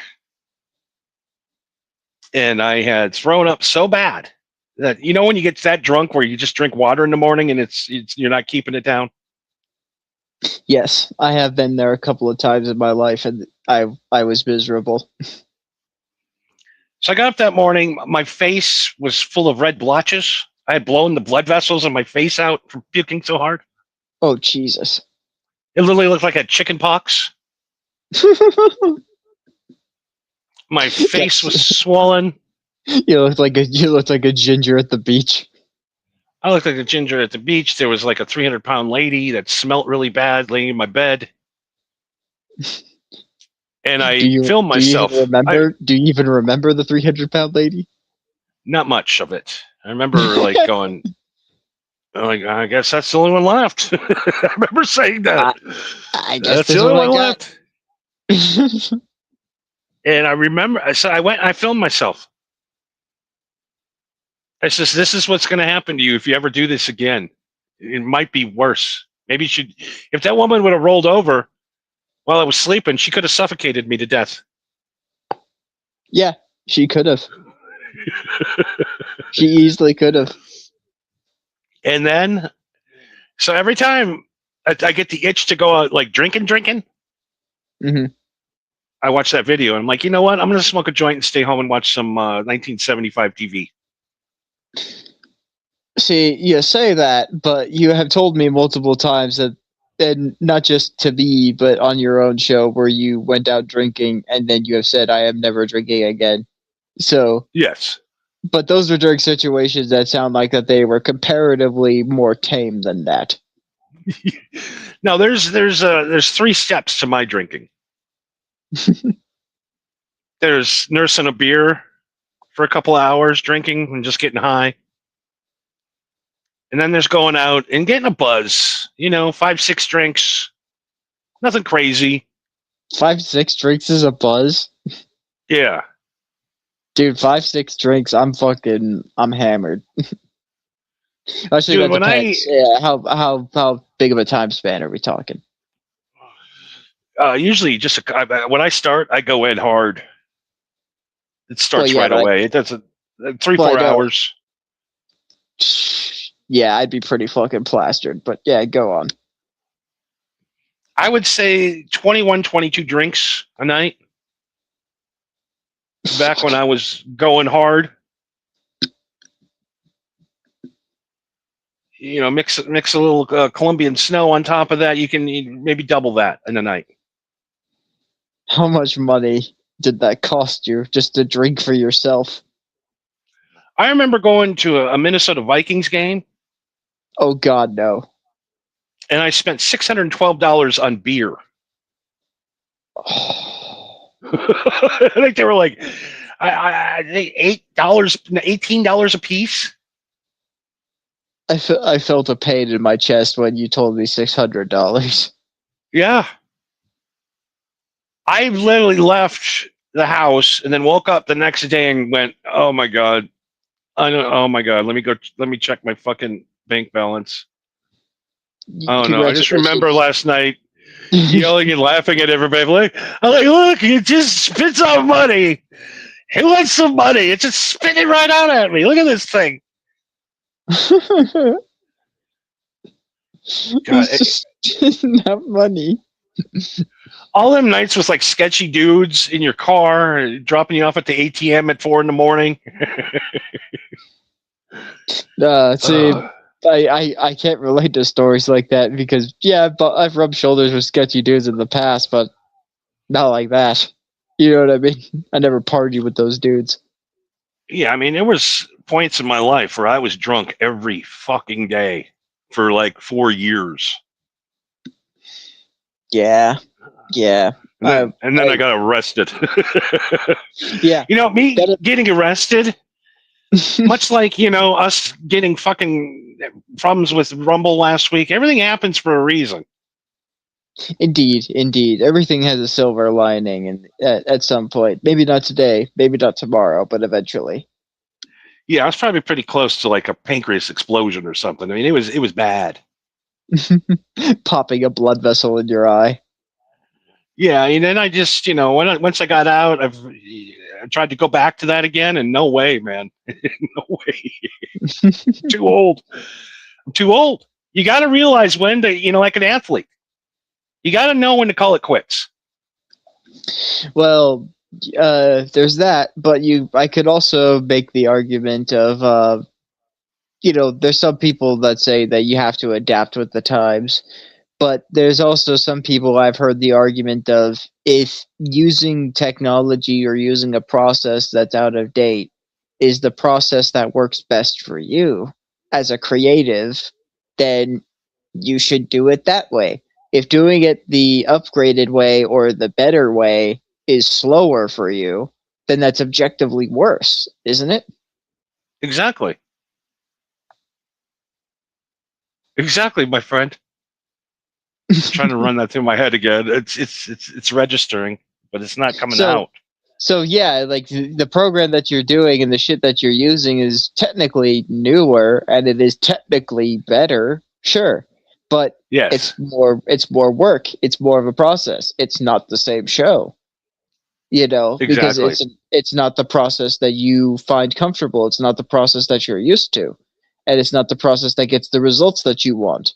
The example that I can give is Harlan Ellison, an author who wrote tons of books and scripts for movies and TV.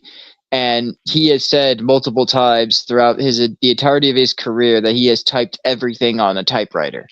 And this is like well into like the 2000s. He typed everything on a typewriter. And that's purely because he was just like, I don't make any spelling mistakes, and I type the best on a typewriter. I don't need a computer because I know how to type.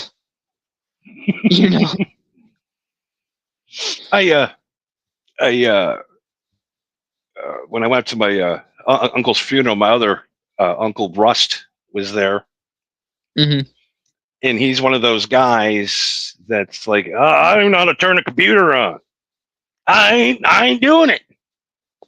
Uh-huh. I ain't doing it. And I says, all right. So I went to Walmart and I got him that Walmart phone plan, right? Paid him for a full year. Got him like a cheap Samsung Galaxy 14 or whatever, for $30. I set up his dating profile. I sent him up plenty of fish. You talking about the smartphone or a tablet? No, smartphone. Okay, yeah. Got him his phone number, paid for it for a year, and I loaded up plenty of fish. I loaded up Pornhub, and I loaded up what else did I put? Oh, I got him a Facebook account. How old is this guy? 62. Okay, yeah. Confirmed bachelor, lives by himself. Right. He hasn't been laid maybe 20 years. Right. He's in his 60s. I think he might be on meth a little bit. I don't know. He's weird, He's got to be on something. When they did the raccoon penis thing about RFK Jr., did you hear about that? I did hear about that, yeah. My uncle does actually have a raccoon penis enclosed over his fireplace. I'm like, I've seen one of those. Yeah. Because it's so cool. How? It's crooked, and it's got a weird bone on the end. It's insane. Okay, but still, why? I don't know why. It's just one of those things that's kind of cool. I don't know, for, people that are into that shit. There was there was one time I bumped into an old man who had this he had this walking stick that it was a really cool looking walking stick. Like it looked like it was made out of like a root of a tree or something. You know what I mean? Yeah. And I just couldn't make out what kind of wood it was when I was talking to him. And he saw that I was eyeing his walking stick, and he's like, "You like my stick?" I was like, "Yeah." And he's like, "You want to see it?" And he handed it to me, and I was looking at it, and I still couldn't quite make out what it was. 'Cause I'm just like, this feels like petrified wood, but why would they make a stick out of petrified wood? How would that even work?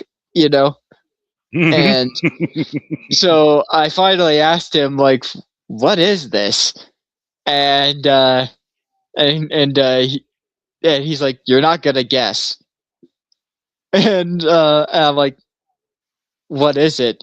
And he said, that, my friend, is the skin and what was it? He said like that. He's like, that is the skin of a bull's penis and scrotum.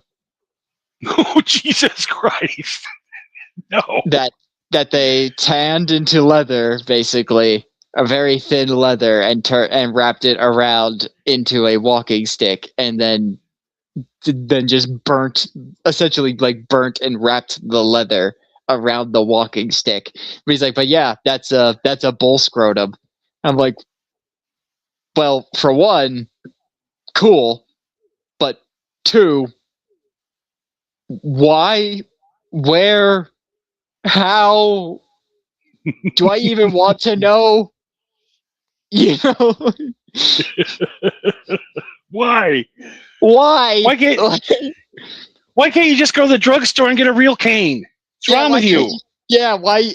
I know you had this shit commissioned. What the fuck is wrong with you? You just want to get your hands on some balls at all times?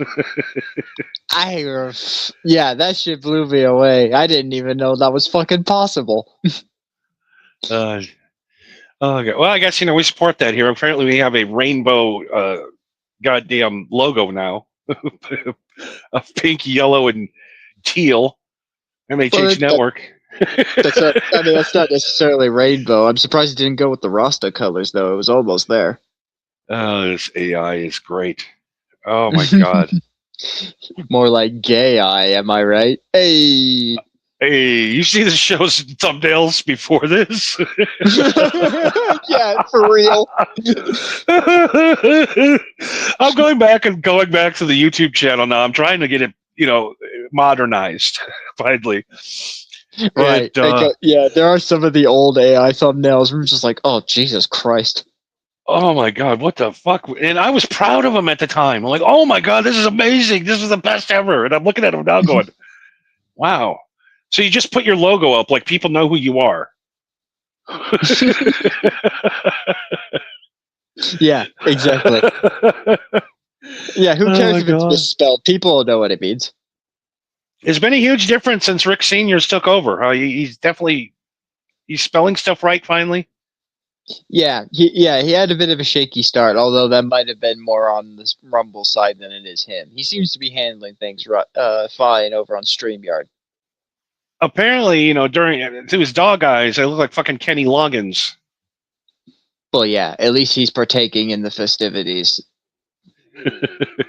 Kenny Loggins, and you look like what's his name, the blonde guy, Owen Wilson. I look like Owen Wilson if he was in Fear and Loathing in Las Vegas. Owen Wilson's like doppelganger that lives in a trailer in Kansas. Wait, what's Owen Wilson's what's his brother's name? The guy who was in Ridiculous or in Idiocracy. What was his name? There's Owen and Jesus Christ, Owen and I always forget his name, and I feel bad every time. But yeah, he was in Idiocracy, and he was fucking great. All right, both of them guys are great in every movie they've ever done. True, they're both great actors. Actually, one thing I guess we could bring up before we Yeah, we got time. I noticed that there's quite a few movies that are on YouTube that are actually free that you like without ads that you could just go and watch. And Yes. one that I would recommend that people look up if you haven't seen it already. It was a Canadian comedy that came out in '96 or '97, I think, but it was called The Wrong Guy. Yes, yes, yes. That movie is like Holy for one, shit! Yes. yeah, that movie is fucking phenomenal. And if that movie is one of the best examples that I can think of like if you're ever wondering what comedy or what movies were like before smartphones or before the internet existed, this is a good example. And not a lot of people have seen this movie because, like I said, it's Canadian, so not a lot of Americans have seen it. But it's on YouTube for free. Look up The Wrong Guy, and you will not be disappointed. You'll see, and you'll actually recognize quite a few big name actors now who were in this movie. It's kind of crazy. Yeah, I mean, I'm going to admit something right now. I don't really watch anything other than YouTube and sometimes Rumble. Yeah, but like I said, I'm done with like Netflix. I have Netflix, and what I do when I go on Netflix is look at TV shows. I don't watch anything. I spend an hour and a half going through what's on there and go, I don't know. Yeah, exactly. Maybe another time. I'm not in the mood to watch 36 episodes today. Yep. But I will, but not today. Yeah. And then before you know it, you're like, fuck, I could have watched 18 YouTube videos by now. Yeah, YouTube just objectively has so much more variety because it's been around for probably almost 20 years. Yeah, I remember when YouTube first came out. Mm-hmm. God, it was like 12. And like I remember the first time we had internet. It was called this thing called Web TV. I vaguely remember it. We didn't have it, but I remember it. I always remember me and like 12 friends sitting in my basement, turning that thing on the first time. And what did you think the first thing we wanted to see? Oh, I don't know. You wanted to watch National Geographic and the History Channel and the Westminster Dog Show. Yep. We wanted to get our homework done for the weekend.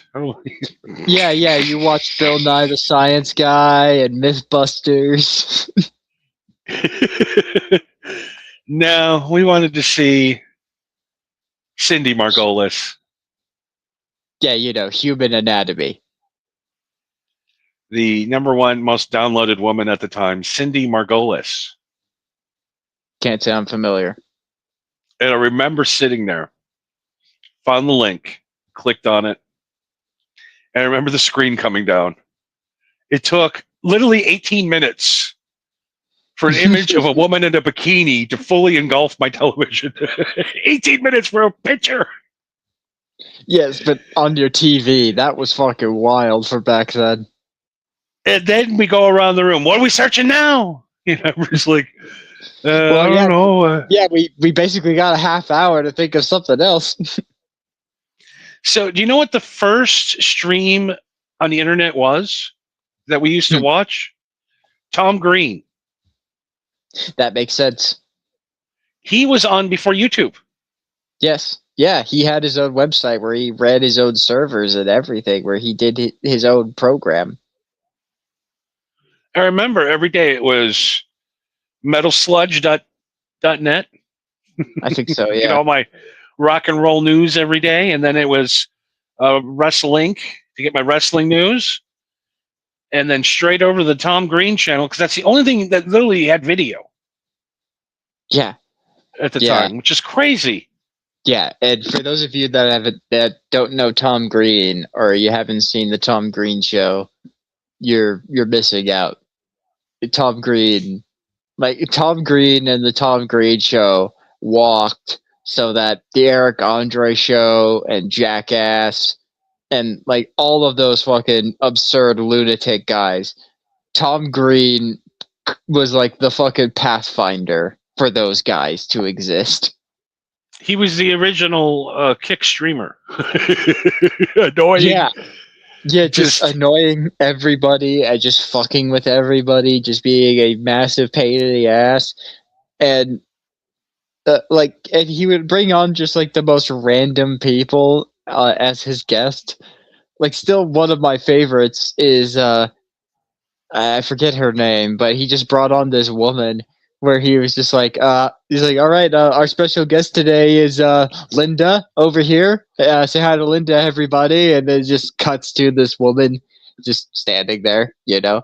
And he's just like, Linda laid down the concrete to my driveway. So she's going to show us the proper technique of laying cement. That's your show? That's your guess? Is a woman who lays cement? That is fucking stupid. I remember too when the singer from Jackal came out and was going to do a song with him and Humperlick, his sidekick, Ben Humperlick or whatever his name was. Yeah, and he came out with a fucking chainsaw and hacked up Tom Green's desk, and Tom Green was like legitimately pissed. Oh, so this is supposed to be cool with this fucking hair metal jack off right at my desk, huh? Yeah, he was. That was the only time I have actually seen Tom Green like legitimately pissed, where he's just like trying to keep it together and trying to stay in character. You can tell he was still bothered by it, you know. Yeah, and then he did the thing from his own living room. Basically, yeah. And we watched online the Tom Green show online, and he had like Norm Macdonald, Andrew Dice Clay. He had the Red Hot Chili Peppers on there from his living room. Oh, something else that was kind of similar. Again, this is something that I didn't even know existed back in the day, but it did. There's a documentary that talks about it really well. It's called Battle Cam. You ever heard of it? Oh, yes. Yeah. Have you seen the documentary? I haven't seen the documentary, but I remember it. You should watch the documentary. It's fucking insane. Like, for one, Andy Dick was on that program for a long time. Like, he had his own show on there. He would make guest appearances on other shows. But it was like the first 24/7 live streaming service. And the shit that went down was just absolutely fucking insane. And, but the documentary explained one thing about Battlecam that blew my fucking mind, was that the guy who funded Battlecam and like the CEO of everything and funded everything, basically, like regardless on it, like if the shows made money or not, it was purely just like if people watched the shows enough, then he would keep them. It didn't matter if they actually brought in money or not. It's just like, if people like you, then I'll keep you. But if they don't like you, then I'll fire you live on the show and replace you with another show. He's done it before, you know. But then it kind of reminds me of UHF from Weird Al, that movie back in the day. Kinda, yeah. But do you know? Just constantly put shows on. Yeah, but do you know how that dude got his money? He was the grandson of the founder of Coca-Cola. Holy shit. The guy who created Battlecam, one of the craziest things and one of the darkest sides of internet's history, is the grandson of the guy who invented Coca-Cola. See, now, if I had a lot of money like that, I would love to do evil shit like that. That'd be so much fun. See, I remembered watching this documentary with my brother, and I said that, like, you know, this is fucked up to talk about, this is fucked up thing to do, but I mean, if you had that kind of money, wouldn't you do some kind of shit like this? And without skipping a beat, my brother was like, if I had that kind of money, I would just go up to random people and be like, hey, you see that hair salon over there? I will give you $1,000 to just take a shit on the desk. Yep, exactly. I would be like evil Mr. Beast Evil beast. but he's like, I wouldn't even record it. It would just be purely for my own amusement. It was like, I have the money. Why wouldn't I do that? $1,000, shit on the desk, easy money. You want it? Like, yeah, Jesus Christ, I would. Yeah, who wouldn't? But then when you get arrested for defecating in public and it costs you $1,000 to get out, yeah, but at least then, you got that covered. but then that's when you roll up and just be like, officers, it's fine. Here's $1,000 for you. Here's $1,000 for you. And before you say bribery, I have lawyers. Here's 12 of their business cards. Call them. You know? Yeah, I mean, I would like to just like go to the brothel and go, I want all of them. I want 62 women to pleasure me. You know what I mean? That sounds like a lot. That sounds way too much. How long could you last? You know what I mean? I'm pretty sure they'd kill me. You know, I lasted about 57 seconds with 3 women. I can't even imagine 62. Yeah, and that's supposed to be the ultimate dream of you get like 72 versions in the afterlife or whatever the fuck in the I want 10 tomorrow. I want 62 tonight and I want 10 tomorrow. Yeah, can I disperse them or do I get them all at once? Can I have a 72-day run? Oh my God, 72 vaginas that haven't been opened yet. That is not fun on the penis. Yeah, but you're in the afterlife, so what does it matter? Yeah, I do not like virgins. Those are not fun. Yes, you made that abundantly clear. And I've had sex with some women that were virgins, and they were like 50. Well, I mean, that does happen.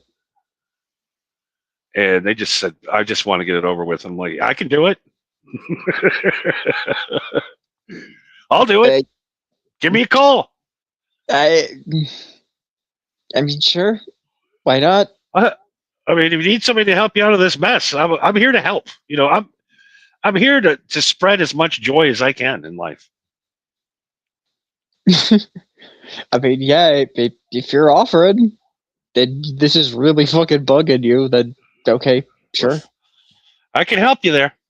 You Yeah, know, be like fixing a lady's pantry or something. You never know. Fixing her pantry. Yeah, that's one way of putting it. I just, I would like to have unlimited amounts of money and I would help people, and they're like, that's why you're never going to be rich, because you don't have the killer mentality. Yeah, you just need to have complete and total disregard for your fellow man in order to climb to the top. Here's my finances for the year. I go, can I go another year without working? Yeah, but you're going to have to cut a few things out. I could do that. I'm already broke. Anyways, yeah, I could live without that, and my money's gone. And that's it. When are them fucking, this Airbnb thing's pretty romantic till it's time for them to fucking pay you. Then all of a sudden the paperwork ain't right. The paperwork is right to rent my place and take the money, but it's not right to get it to me. No, that's always the hardest part, it seems. I'm sitting on a lot of money that's supposed to be coming in, and they're like, well, no, you got to give us your social security number. I already did. Oh, yeah, you did. Yep. Okay, well, 3 to 5 days. Mm-hmm. Okay. Did you say 3 to 5 or 35? 35. We'll see you later. It's been 17 days. Where's my money? We don't know. You should have gotten it. You have to call this number, and I'm like, that's how you run your little scam there. You're a bunch of internet gypsies. Well, yeah, because what are you gonna do? You gotta drive to their headquarters? Where the fuck's their headquarters? I got mortgages to pay and shit with that money. You know what I mean? You got to give me my money, man. Yeah. Yeah, that's the point of me. That's the point of me hawking my property, my home, onto your fucking app, so that we can both make money. But you guys don't understand. That's my full income. Airbnb. Yeah, that's literally how I make money. If I can't keep making you more money if I'm starving. Yeah, I'm gonna have to fucking start working at Burger King here pretty soon if they don't send that check. Oh God, no, Johnny's gonna have to get a job. No, Johnny, God, no. Johnny gets a job. Yeah, and that will be the end of the MHH Network. Is Johnny gets a job, and then a week later, the MHH Network will be back. Is that Johnny got fired? Johnny got fired. I've gotten fired for so many stupid reasons over the years. Somehow that doesn't surprise me. I got fired for sexual harassment. Again, that doesn't surprise me. But I didn't sexually harass that woman.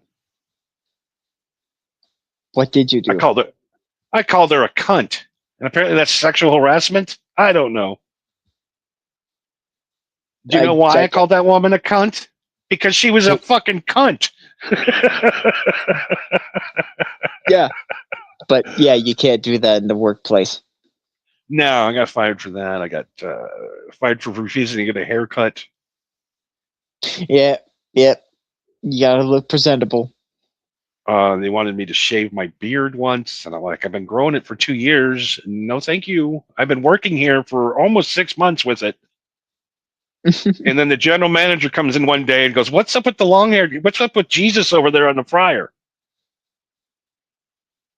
They're like, "That's Johnny." And they're like, "Well, you tell him he needs to either trim that shit up or get out."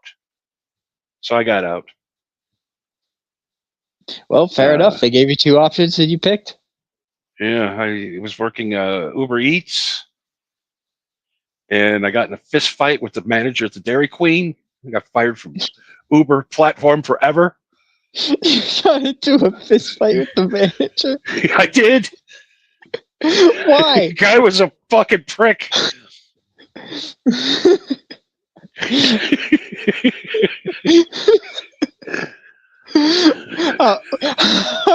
How far into your job were you before you got into a fist fight? Yeah. So the Dairy Queen thing was when I first got to Vegas and didn't have any money, so I decided to be an Uber Eats driver. Right. Okay. Makes sense. So I go to the Dairy Queen, and it's like $8.55. No. What I'm asking is, like, what was this, like, day 3, week 2? What is this? What are we talking? Oh, this is day 2. Day 2. Jesus Christ. Where I still have an ego and self-respect. Right. It ain't nobody's bitch. You know what I mean? Because I didn't have a boss for a while, and didn't know that those people can get you fired. Yeah, you didn't know that was their job. So there's like 6,000 cars in the line, right? In the drive-through. And the store closes at 9, the indoor, but the drive-through's open till midnight, right? Uh-huh. So to get his order, I would have to wait maybe about, I don't know, an hour to get the Uber Eats order. Why? I could see it sitting there. And I go, "Yeah, I'm here to pick up the Uber Eats." "Oh, sorry, bro, it's closed here." I says, "No, literally, dude, that's the order right there. I don't want to get in line. Come on, dude. Be cool." "No, you got to get it through the drive-thru. We're closed." I said, "Dude, the bag is literally right there. I can see the guy's name on it. Can you just be cool and hand me the fucking bag and we both be cool?" And he's like, I go, "How about $10? He's like, "Dude, I said it's closed. Get out." And I says, "Motherfucker, give me that fucking bag or I'm going to kick your fucking ass." And then he fucking came out and kicked your ass. That motherfucker jumped over that counter so fast. It was like a fucking ninja. This guy was like a fucking crackhead. Oh, you never hit me right in the fucking forehead, like right in my forehead, like 3 times. Yeah, dude. And I'm like, all that guy did is break his fucking hands on my fucking big forehead. And then I just then I did the old fucking cunt cush trick where I just take my fingers and I poke you right in the throat. Yep. Fucker couldn't breathe. And I remember fucking hitting him in the throat, and he bent over, and I remember fucking literally punching him in the back of the head, and he fell down. And I remember going over the counter, grabbing the bag, and then leaving. And I remember screaming, "That's all you had to do, motherfucker!" My fucking head's all fuck. I got a big hematoma. What do you call them? A fucking big old fucking knot on the top of my head, like a fucking cartoon. and I know that's gonna be somewhere. One day, somebody's gonna fucking find it on, like, what do you call that? Hip hop, videos. World Star. You know, there's gonna be Johnny Cush World Star someday at the Dairy Queen. Just post it out of nowhere, out of context. It's gonna have like 16 pixels in it. So I remember, and I went to pick up the next order, I think at Arby's. Oh no. And it had like 4 milkshakes, and like it was like a feast of Arby's. And so I picked it up, and as I'm going to the guy's house, they shut my account down. Said, "Fuck you, throw the food away. You're done. Never again." Well, I guess that you just leave it at the door and say, like, "Well, best of luck to you. Hope you get it." I guess. Oh no, I didn't leave it at the door. I just pulled over into the Target parking lot and I feasted. I ate like 2 giant beef and cheddars, a bunch of curly fries.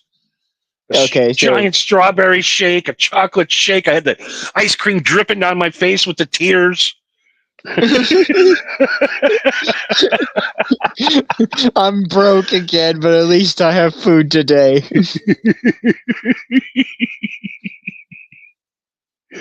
Oh God, I'm sorry. I burnt you. I gave you the burnt fucking storytell. I'm sorry. What do you mean, dude? I should go on that storyteller show. I'm telling you, I got some stories. Yeah, you definitely have some fucking stories, but today is the day for that. But Uber does not fuck around. Uber does not fuck around, man. They had me fired in 37 minutes. Quick. Oh God, I remember I saw that guy again at the gas station. I was just gonna jump and beat him. And then he got into it with the guy, that same asshole from the Dairy Queen, got into it with the cashier at the gas station that night. He was drunk out of his ass. It was the 4th of July, and they had called the cops on him. So the cops arrested the Dairy Queen guy that night at the gas station I was at. I was gonna fucking murder him. I'm shaking.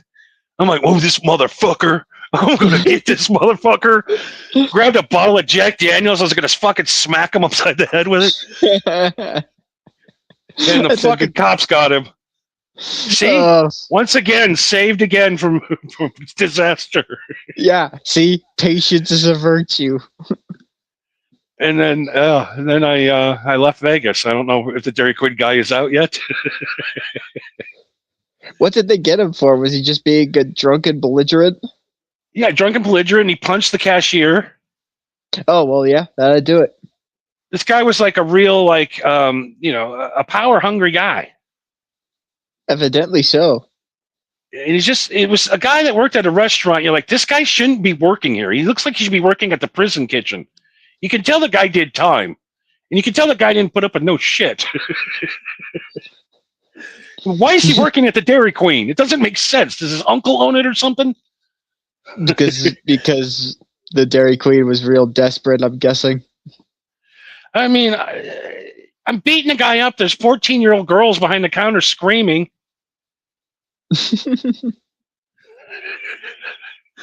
Oh, God, Dairy Queen guy. I got to find that guy and get him on our show. Why do you want him on the show? I just think it'd be great to figure out what his problem is. It's one of those guys that you run into life that you just hate the second you see him. I don't know what it is. There's like an instant, like, we're going to fight. I fucking hate you. You fucking hate me. Let's fucking go. I don't know if I've told this story on this show before, but I don't care because this story kills me every time I say it. it was a post that I saw a long ass time ago that this woman posted of how she can't go to a Waffle House with her boyfriend anymore because every time he goes to this Waffle House, he always gets into a fucking fist fight with the cook.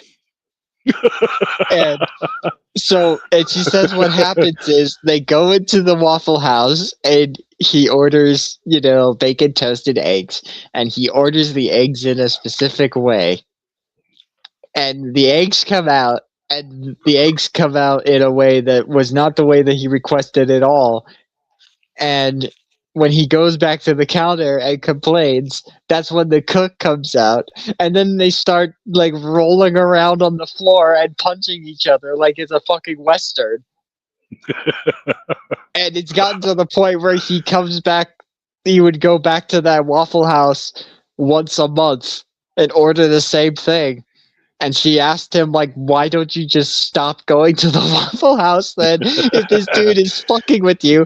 And he said, well, it would be one thing if he just didn't know how to make it the way that I like it, but it's every time that I have ordered the eggs, they have always come out different, and it's always not the way that I ordered it. Which makes me think that this motherfucker specifically learned how to make different eggs just to fuck with me. So I it's love not that even shit. he's like, it's not even about the eggs anymore. It's a matter of principle. Like, motherfucker, I know that you can make my eggs the way I wanted to. Make my goddamn eggs. Where the fuck did you even learn how to make Moroccan eggs, you fucking piece of shit? Yeah, exactly. It's shit like that where he's pulling shit I've never even heard of before. He's doing this on Fucking purpose. The guy took a fucking a trip to fucking the Mideast to find out new ways to make eggs and come back just to fuck with that guy. Every day he wakes. I hope he comes back today. Oh, I can't wait. Yeah, just without fail, every time they just get into a fist fight, and somehow the cook isn't fired, no one's arrested. Yeah, that's just Bill and Ted. They do that every month. Don't mind anything. Yeah, blood always flies at the house, at the Waffle House. Waffle House.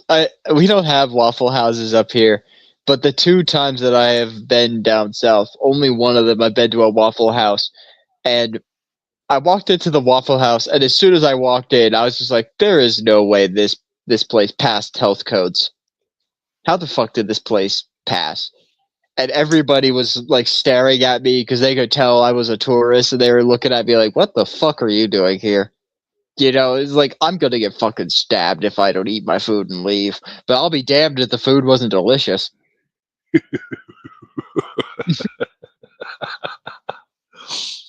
Oh God, it's just I don't know, man. I don't know. The guys that set me off the most are the alpha males. Mm-hmm. I sit and watch these guys, and it's funny. It's funny to me how these guys act, because I know as soon as they start acting like, I'm like, that guy's a clown. Okay, this is gonna be fun. I'm gonna fuck with this guy. I'm gonna blow his mind. Just push his buttons. I'm gonna come up and talk to him in his own language, and he's gonna get crazed by it. Waffle House experience are mostly drug related.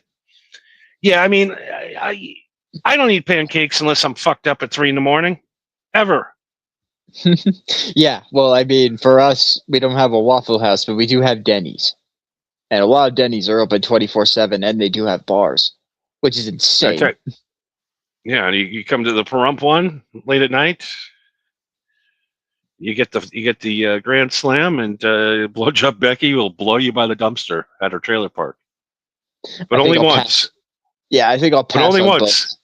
I'll pass on both. I've been back to that Denny's every night, and she says no every time.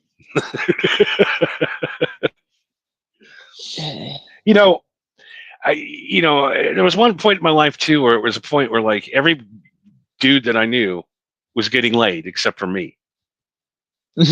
And like all my friends would like bang the same chick, but she wouldn't bang me. I'm like, why not me? Why am I left out of this? Like everybody I know has fucked you, and you won't fuck me. Why? Ew. Okay, whatever. All right, we'll have sex with the guy with warts again. Have fun with that. All right. Anyways. Yeah, you seem to really look like that guy who, for some reason, paid $300 to make his head look like broccoli. I don't know why you're into that, but yeah, go ahead. Yeah, I mean, I'm telling you, by a woman telling me no over and over again, it just makes me want it more, even though she looks like the mom from yesteryear, the big fat one. Yes, but you've already said before that you are into the Miss Piggy types, which is insane to say. I love Miss Piggy. I literally, and Miss Piggy and Jennifer Aniston are the same person. What? Next time you see Jennifer Aniston talk and the way she moves her head and just how her face looks, she is Miss Piggy. She's the living life Miss Piggy. I don't think I'm high enough to see that connection. Yeah, I'll put a vid together. I got to do editor. Yeah, maybe if you do a side by side, maybe I'll see what you're talking about. Yeah, I mean, it's crazy. Miss Piggy, Miss Piggy, but by her, like, it's one thing for a hot chick to turn you down. You know what I mean? Mm-hmm. It's like expected. I can take that. I can understand. Yeah, well, it's pretty much that. It's pretty much just that response of like you go out to them and they just flat out tell you like, no. It's like, well, that's clear enough. You know, so well, I tried. I gave it a shot. Yep, can't blame a guy for trying. But when you are, this is my problem. It's like I'm doing an ugly woman a favor by hitting on her. You know what I mean? Like I'm being like nice. Yeah, you think you're throwing her a bone. Yeah, even though I look like with Kenny Loggins. I take her to the danger zone, baby. You do look like Kenny Loggins. Who would want to sleep with a guy who hasn't took a shower in 10 days and smells like weed? I mean, come on. Well, all you have to do is just convince her you're Kenny Loggins, then it doesn't matter. Yeah, I said, baby, you've ever been to the danger zone? Oh God! So when a woman is just really unattractive, and a woman that you wouldn't want to be even seen continually turns you down, really hurts your ego worse than a hot chick turning you down. I guess. I don't know. I mean, it does kind of affect you in a way where you're just like, why? It just kind of makes you question it a little bit.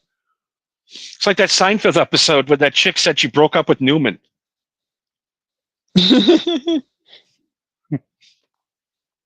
Why did you break up with her?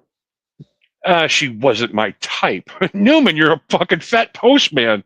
You should be able to get whatever. You should take what you can get. What is so hideous about this woman that a fat mailman didn't want her?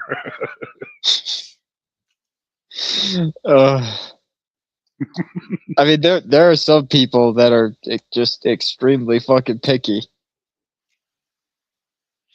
Okay, well, I have to show you something before we leave because I cannot bear this nightmare alone. Oh, Jesus Christ, no. I can't. Please. I gotta make you... No, please, Jesus, Buddha, Satan, weed Jesus, whoever's listening, please, no. What is this? Well, first, I'm going to take my last bonger. Oh, yeah. Bongy bong.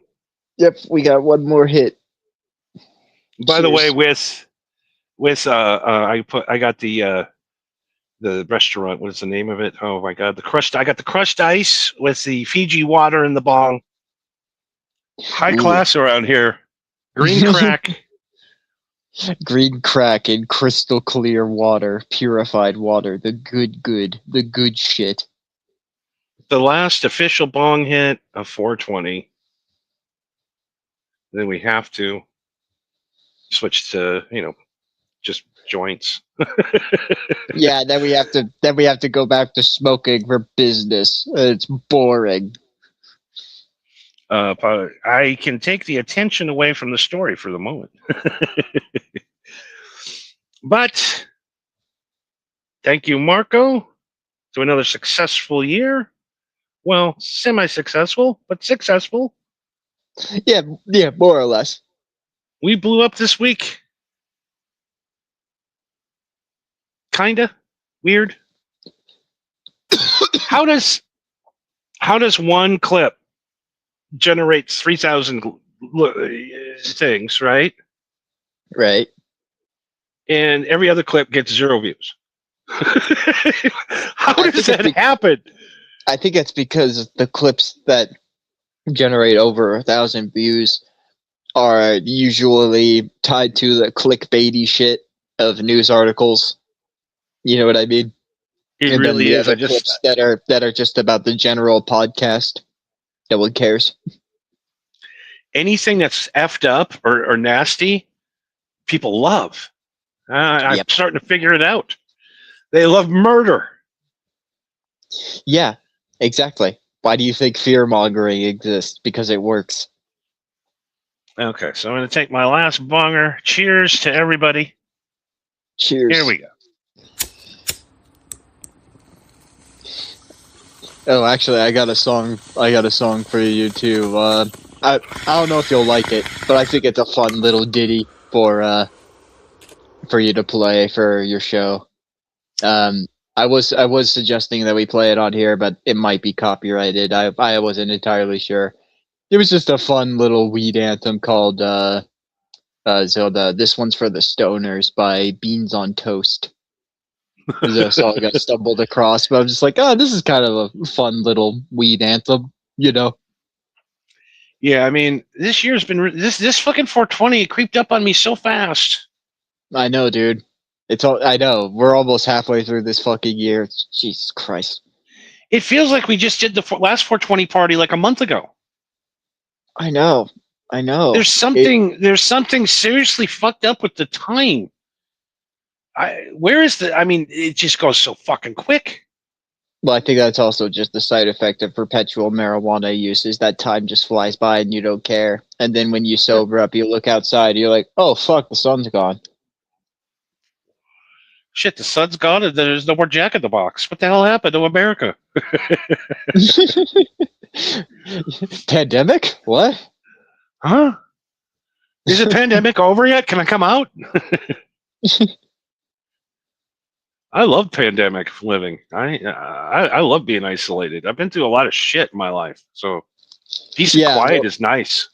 Yeah, that's something that was always funny. Is that everybody was talking about the pandemic and panicking, and like, granted, there were some people that died, and it was tragic, but for a lot of people that I knew personally, it was just like, okay, so you want me to never leave my house, never talk to anybody, and you don't want me to go to work.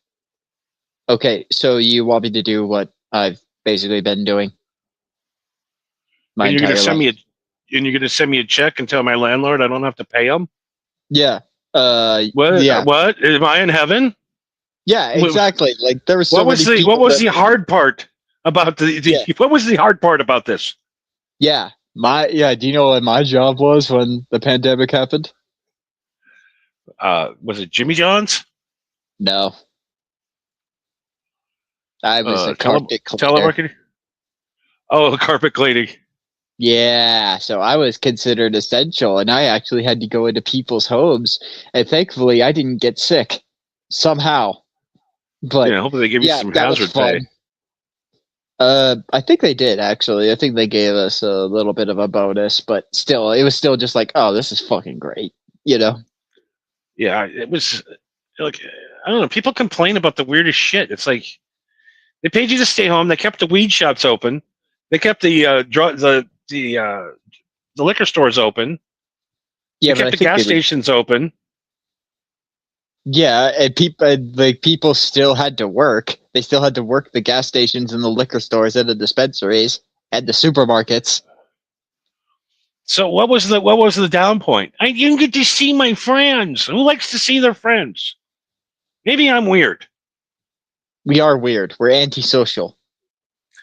Because like I go to these gatherings when I went back up to Wisconsin and all the buddies are hanging out. Hey buddy, remember this? I'm like, I don't care about this or that.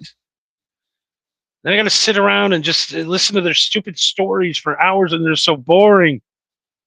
And I'm like, yeah, sitting home by myself getting high and watching YouTube is way worse than this. Yeah, and also you're going to this reunion or whatever. I'm guessing it's in a state where weed is not legal.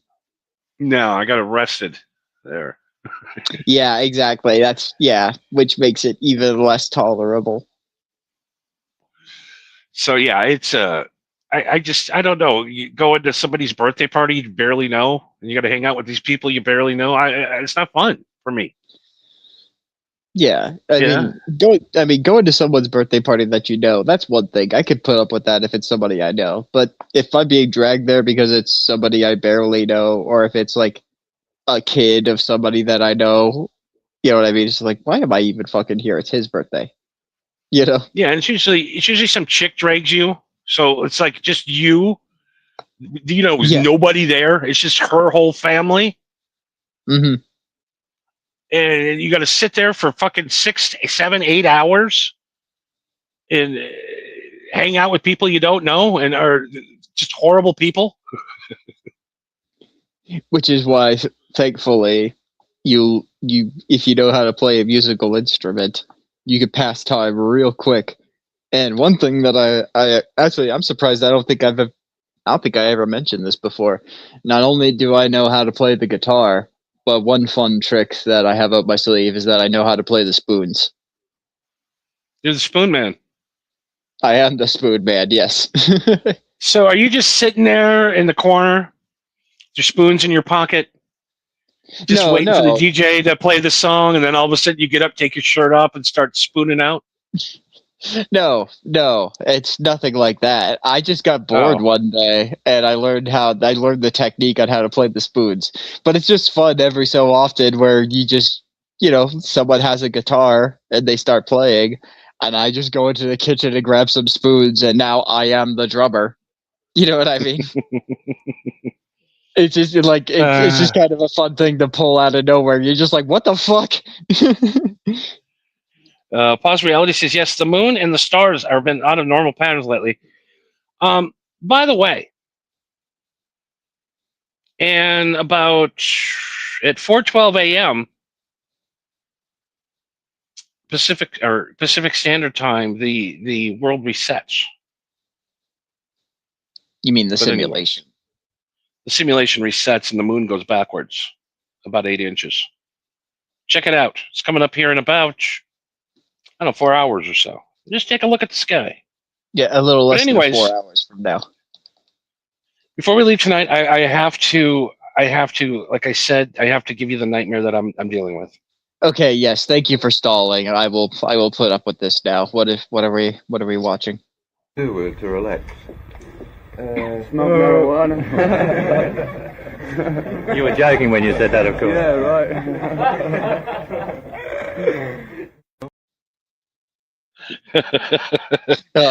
Rest in peace, Ozzy. And the sad thing is, if Sharon would have let him have marijuana later on in his life, he'd probably still be here. But that's for a whole other show. I don't know, dude. He had a rough fucking go in life. I'm surprised that he lived as long as he did. Yeah, he's a good guy. We find out at the end that Ozzy was a nice gentleman that never talked shit about anybody. Anybody that talked shit about Ozzy was his wife. Yes, but she was also his manager, so that's kind of her job. So I got to show you this because it's haunting me. Oh, that wasn't it? Oh, God. Okay. No. I'm going to tell everybody right now, this is going to be the most disturbing thing you're ever going to see in your life, and you can't unsee it once you see it. So I'm just telling you right now, podcasters. He's making hit me pause. watch. Hit pause, take a drink. I don't know, maybe take another hit. Because I want somebody to explain this to me, okay? Okay. What is going on here? And by the way, we got this from a live kick stream. Oh God, no. Kick streams are so great. You gonna jump in? Oh my. What the fuck? You're not over there in the staircase. Oh my gosh! I got away with it. I know. There's literally a staircase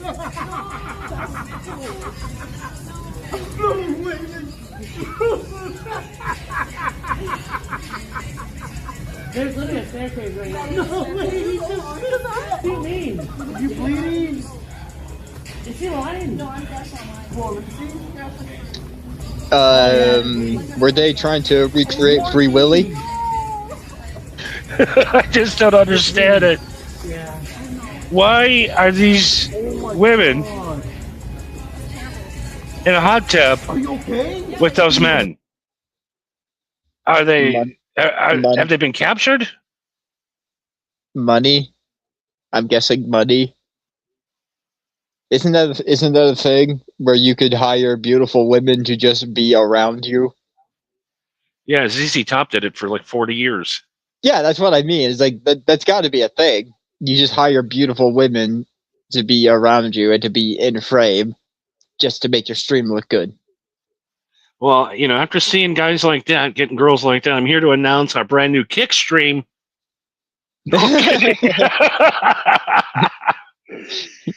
If I don't know, I had a sudden epiphany that if this man could pull it off, then I could pull it off.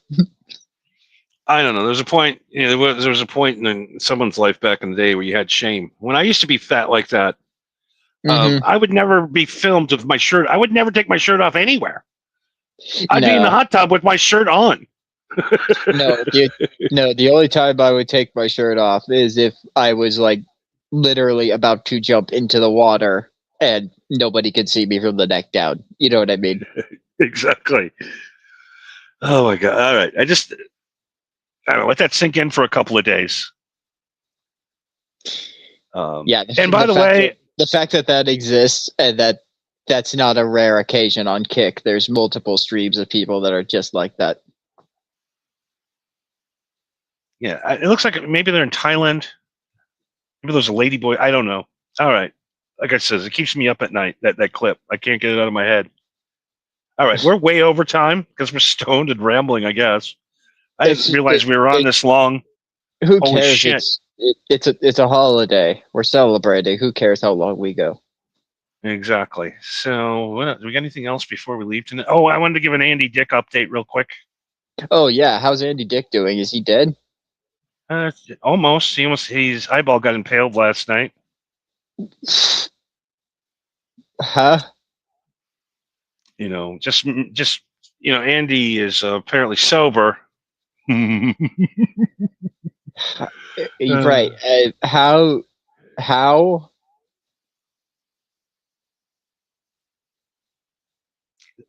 So he's on this kick stream with this fucking douchebag last night. Is at the boat, I'm sure.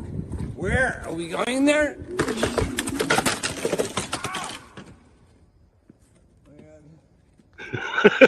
Look at eyeball right into a fucking tree. Oh, fuck.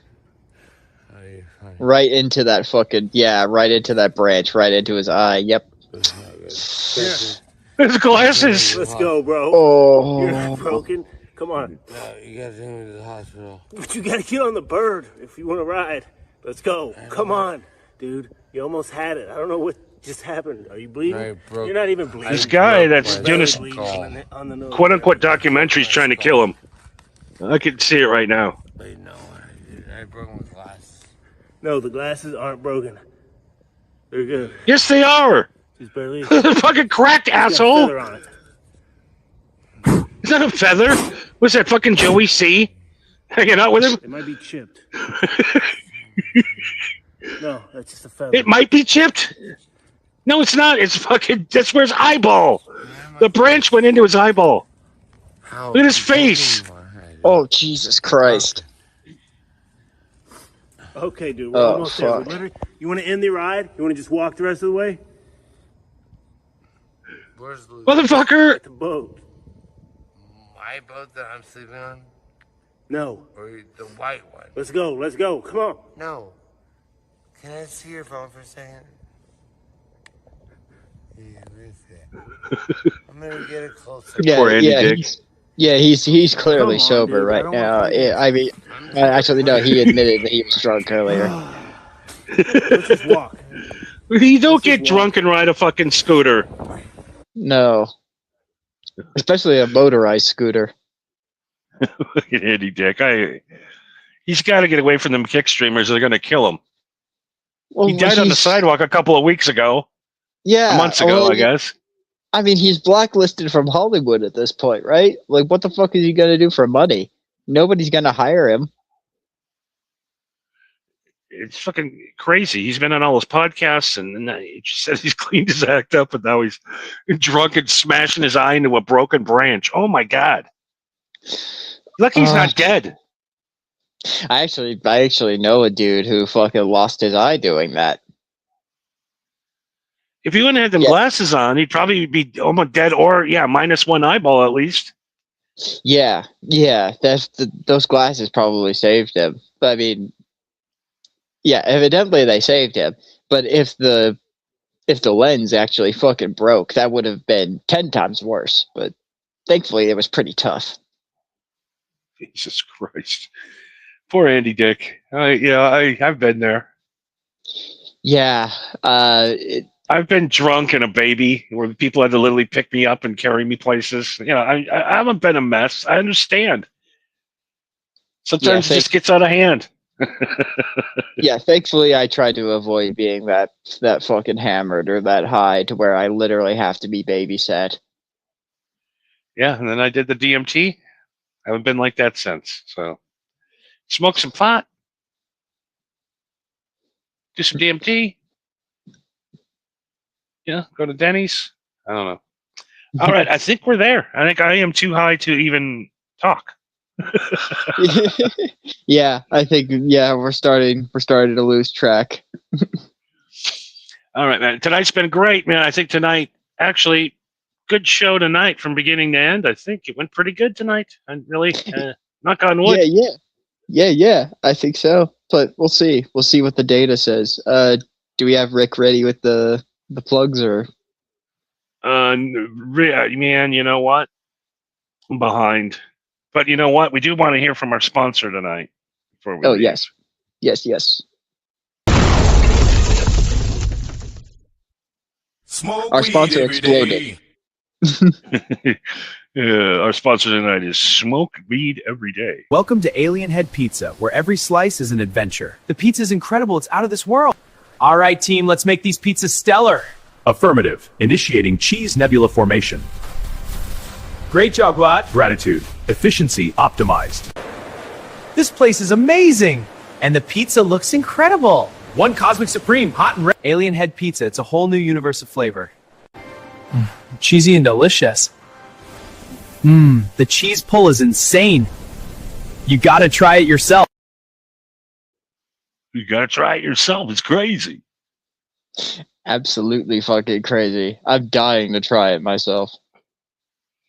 Okay, for everybody, we will properly put the correct links at the bottom of this if you're hearing. So I'm actually going to come in after the show and add all of our links. So all of our links, you'll be able to click on them on the bottom, since we have a bunch of people who will probably be listening to this show that think I'm anti, what do you call it, sexual? I don't even know what you call it. Yeah, cross-platforming. Yeah, whatever. We're cross-platforming everything. So have a good night. I don't know. Okay.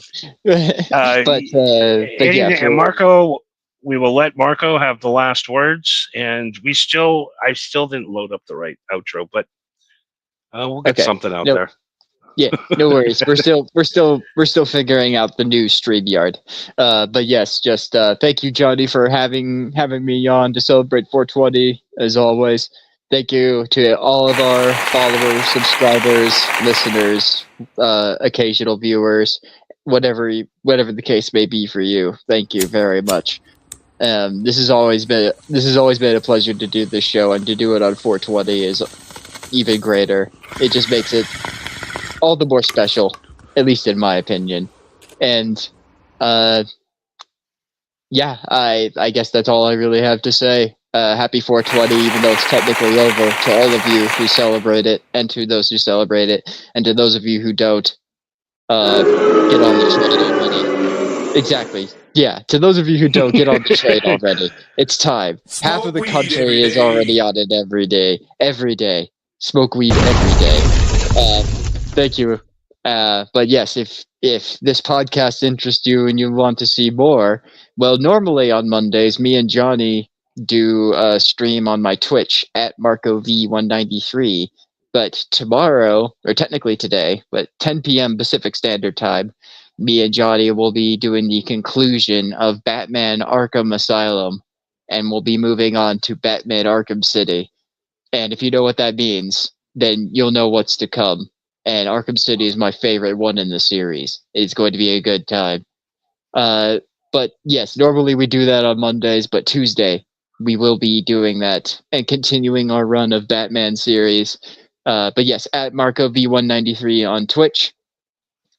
If you also follow us at MHH Network on YouTube and Rumble, and at Marco V with 2 E's on YouTube and Rumble, and as well as at Marco V with 2 E's 193 on X, and at Marijuana Happy on X. And if you want to be a part of the show, if you have some suggestions, if you have or maybe if you want to sponsor us, you can message us on X, or you can email Johnny at what is it? Marijuana Happy Hour Gmail, right? Yep, that's it. That's the thing. Okay, and oh yeah, and last but not least, MHH Johnny's Picks on Spotify and YouTube Music, which is at over 40 hours of music, and which means it is at almost 2 entire days worth of music that Johnny has played and picked for the Marijuana Happy Hour, Johnny Kush Live in the Desert, and the various other things that Johnny has done throughout the existence of the MHH Network. And even if you don't know what that means, it's almost 2 whole days worth of music. There's going to be something there to keep you entertained, keep you busy, keep you interested, or really confuse the fuck out of you. Either way, it's got something for everybody. Check it out. You won't be disappointed. Thank you, Johnny. Thank you, Pause. Thank you to all of our followers. And we will see you tomorrow for Batman Arkham Asylum. But if you're not on Twitch, then we'll see you next Tuesday for Two Stoned, like usual. Okay, I also want a big shout out to Pause Reality Third Mic. Big shout out. Yes, big shout out. He is purchasing our Denny's tonight. Thank you to the Rumble Bucks tonight. Thank you. Thank you. No, honestly. Oh, wait. I didn't see that. What did he do? I don't know how much yet because I can't see it, but he has donated to the channel tonight. Oh, wow. To get some Denny's. Yeah. For us to get some Denny's tomorrow. That is fucking beyond awesome, dude. I love you. That is awesome. That actually sounds like a fantastic plan. Yes, thank you, Pause, greatly. Thank you. We very, very much appreciate it. Thank you. Cool. You just bought us a month-long subscription on a StreamYard. We can do a high-quality show now for another month instead of the free trial ending tomorrow. Well, hot diggity damn. Sounds like a plan. Thank you. Thank you. Pause. I don't know what we can do to really compensate or make up for it, considering that we have a budget of you basically. Yeah, I mean, he's still, we're still part of the Leather Coat Club. So yes, I'm still waiting on that. I'm still waiting on that leather coat, by the way. Yeah, those Trump tariffs. I know. Slowing things down. Those goddamn tariffs. I got special Bolivian leather jackets made, and it's taking forever to get shipped. And you ordered them before Trump went into office. Yeah, then he imposed the tariffs. Then they emailed you and said that they need 125% more, and just like, well, God damn it. I do have. I did get the bedazzle kit though, with glue gun and beads to do the jackets, but no jackets yet. You're going to bedazzle the jackets yourself? Yeah, I mean, well, not bedazzled. All the stones are skulls. Rhinestone skulls. Yeah, the rhinestone skulls I'm going to put on the bottom patch. That could work.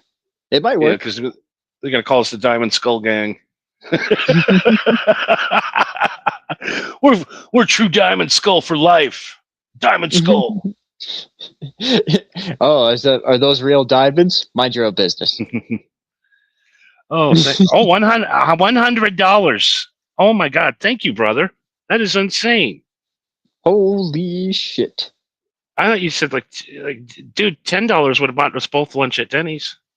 Holy shit! No, Johnny, it's $100. $100 will buy us dinner at Denny's. What are you talking about? Yeah, if you tipped a waitress $80. No, tip me $80. Oh, I got you. Wink, wink, nudge, nudge.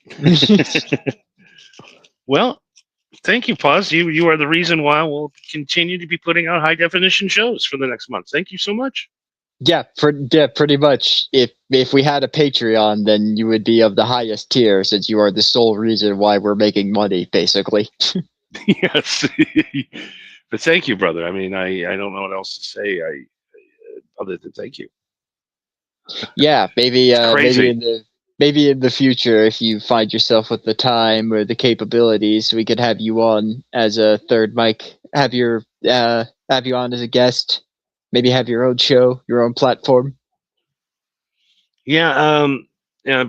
Before we leave tonight, I do want to give a big shout out to Eddie. Eddie Spector. I sent an invitation and didn't hear back from him today, and I saw his wife put up a post to him going into surgery. So let's hope all is well. Oh, We'll keep you updated on him. But our prayers with you, brother. Yeah, Paz, you're the greatest guy I know. Paz, in my book, you're a real champ.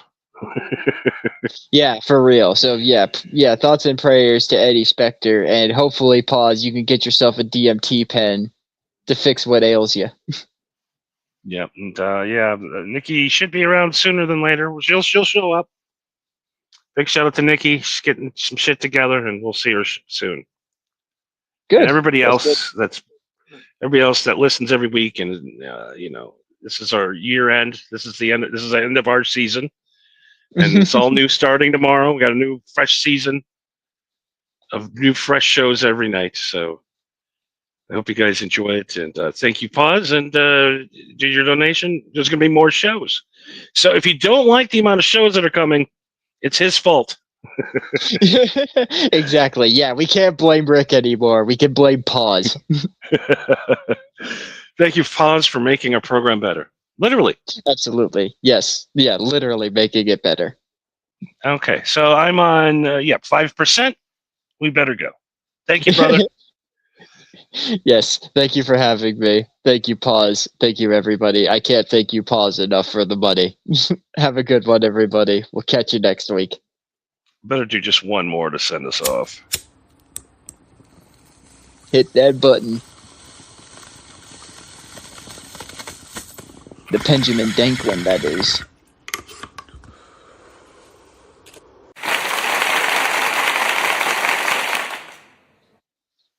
That joke sucked and you know it. It was bad. My joke, not yours. Your joke good, my joke bad. Where are we at? We're supposed to do number 2 or 1? 2. We'll do 2. Here we go. Good night, everybody. Thank you, Paz. Thank you, Marco. Thank you, world.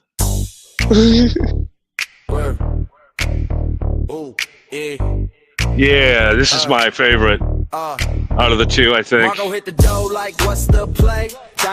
to the I like this one more than the other one, but this one is in the meh category. It's like it's passable. It's almost Fresh Prince-ish. Kinda, yeah. It's like Will Smith goes gangster. Yeah, that's what I mean, though. Is like, I don't hate it, but it doesn't really blow me away either, you know? Now it's starting to sound like Backstreet Boys. If you gotta bring it back, don't save it. Marco and Johnny, no joke. We came to ride, we came to smoke. We gonna smoke and tell them and joke. Got everybody bent from the first two notes. Good vibes stick when we step in the spot. Couple gold chain glints and a whole lot of knots. She said, you too wild. I said, you know, we keep it smooth with the west side flow. And we got Diamond Skulls. We got Diamond Skulls from Lithuania, bitch. We got him from a guy named Larry. Larry the Lithuanian. A leather jacket, a glue gun. Diamond Skulls. Man, we're blowing up. Oh yeah, have you seen? Oh yeah, our profile's blowing up. Have you seen the clips we've been posting? Yeah, these ones. Yeah, I can't wait to hear what's clipped today. Have you actually gone through the comments of those clips that have like 3,000 views? Yeah, some of them think I'm serious. Yeah. The non-binary one is the one that's gotten the most attention. I know, that's wild. I'm like, oh, I just look at. One day, I'm gonna piss the right group of people off. And our numbers are gonna shoot through the sky. Or we'll be thrown off. Yeah, and then we'll be forced to use Rumble exclusively. Then we can really have fun. Yeah, I just let it all loose, blowed it up. It'll either work or they'll send us away again. What else can we do? Yeah, all we do is try. Yeah, exactly. All right. Peace out, everybody. Also, Pete Rickett these nuts. Later, Agent 52. 57. I can't remember the right number.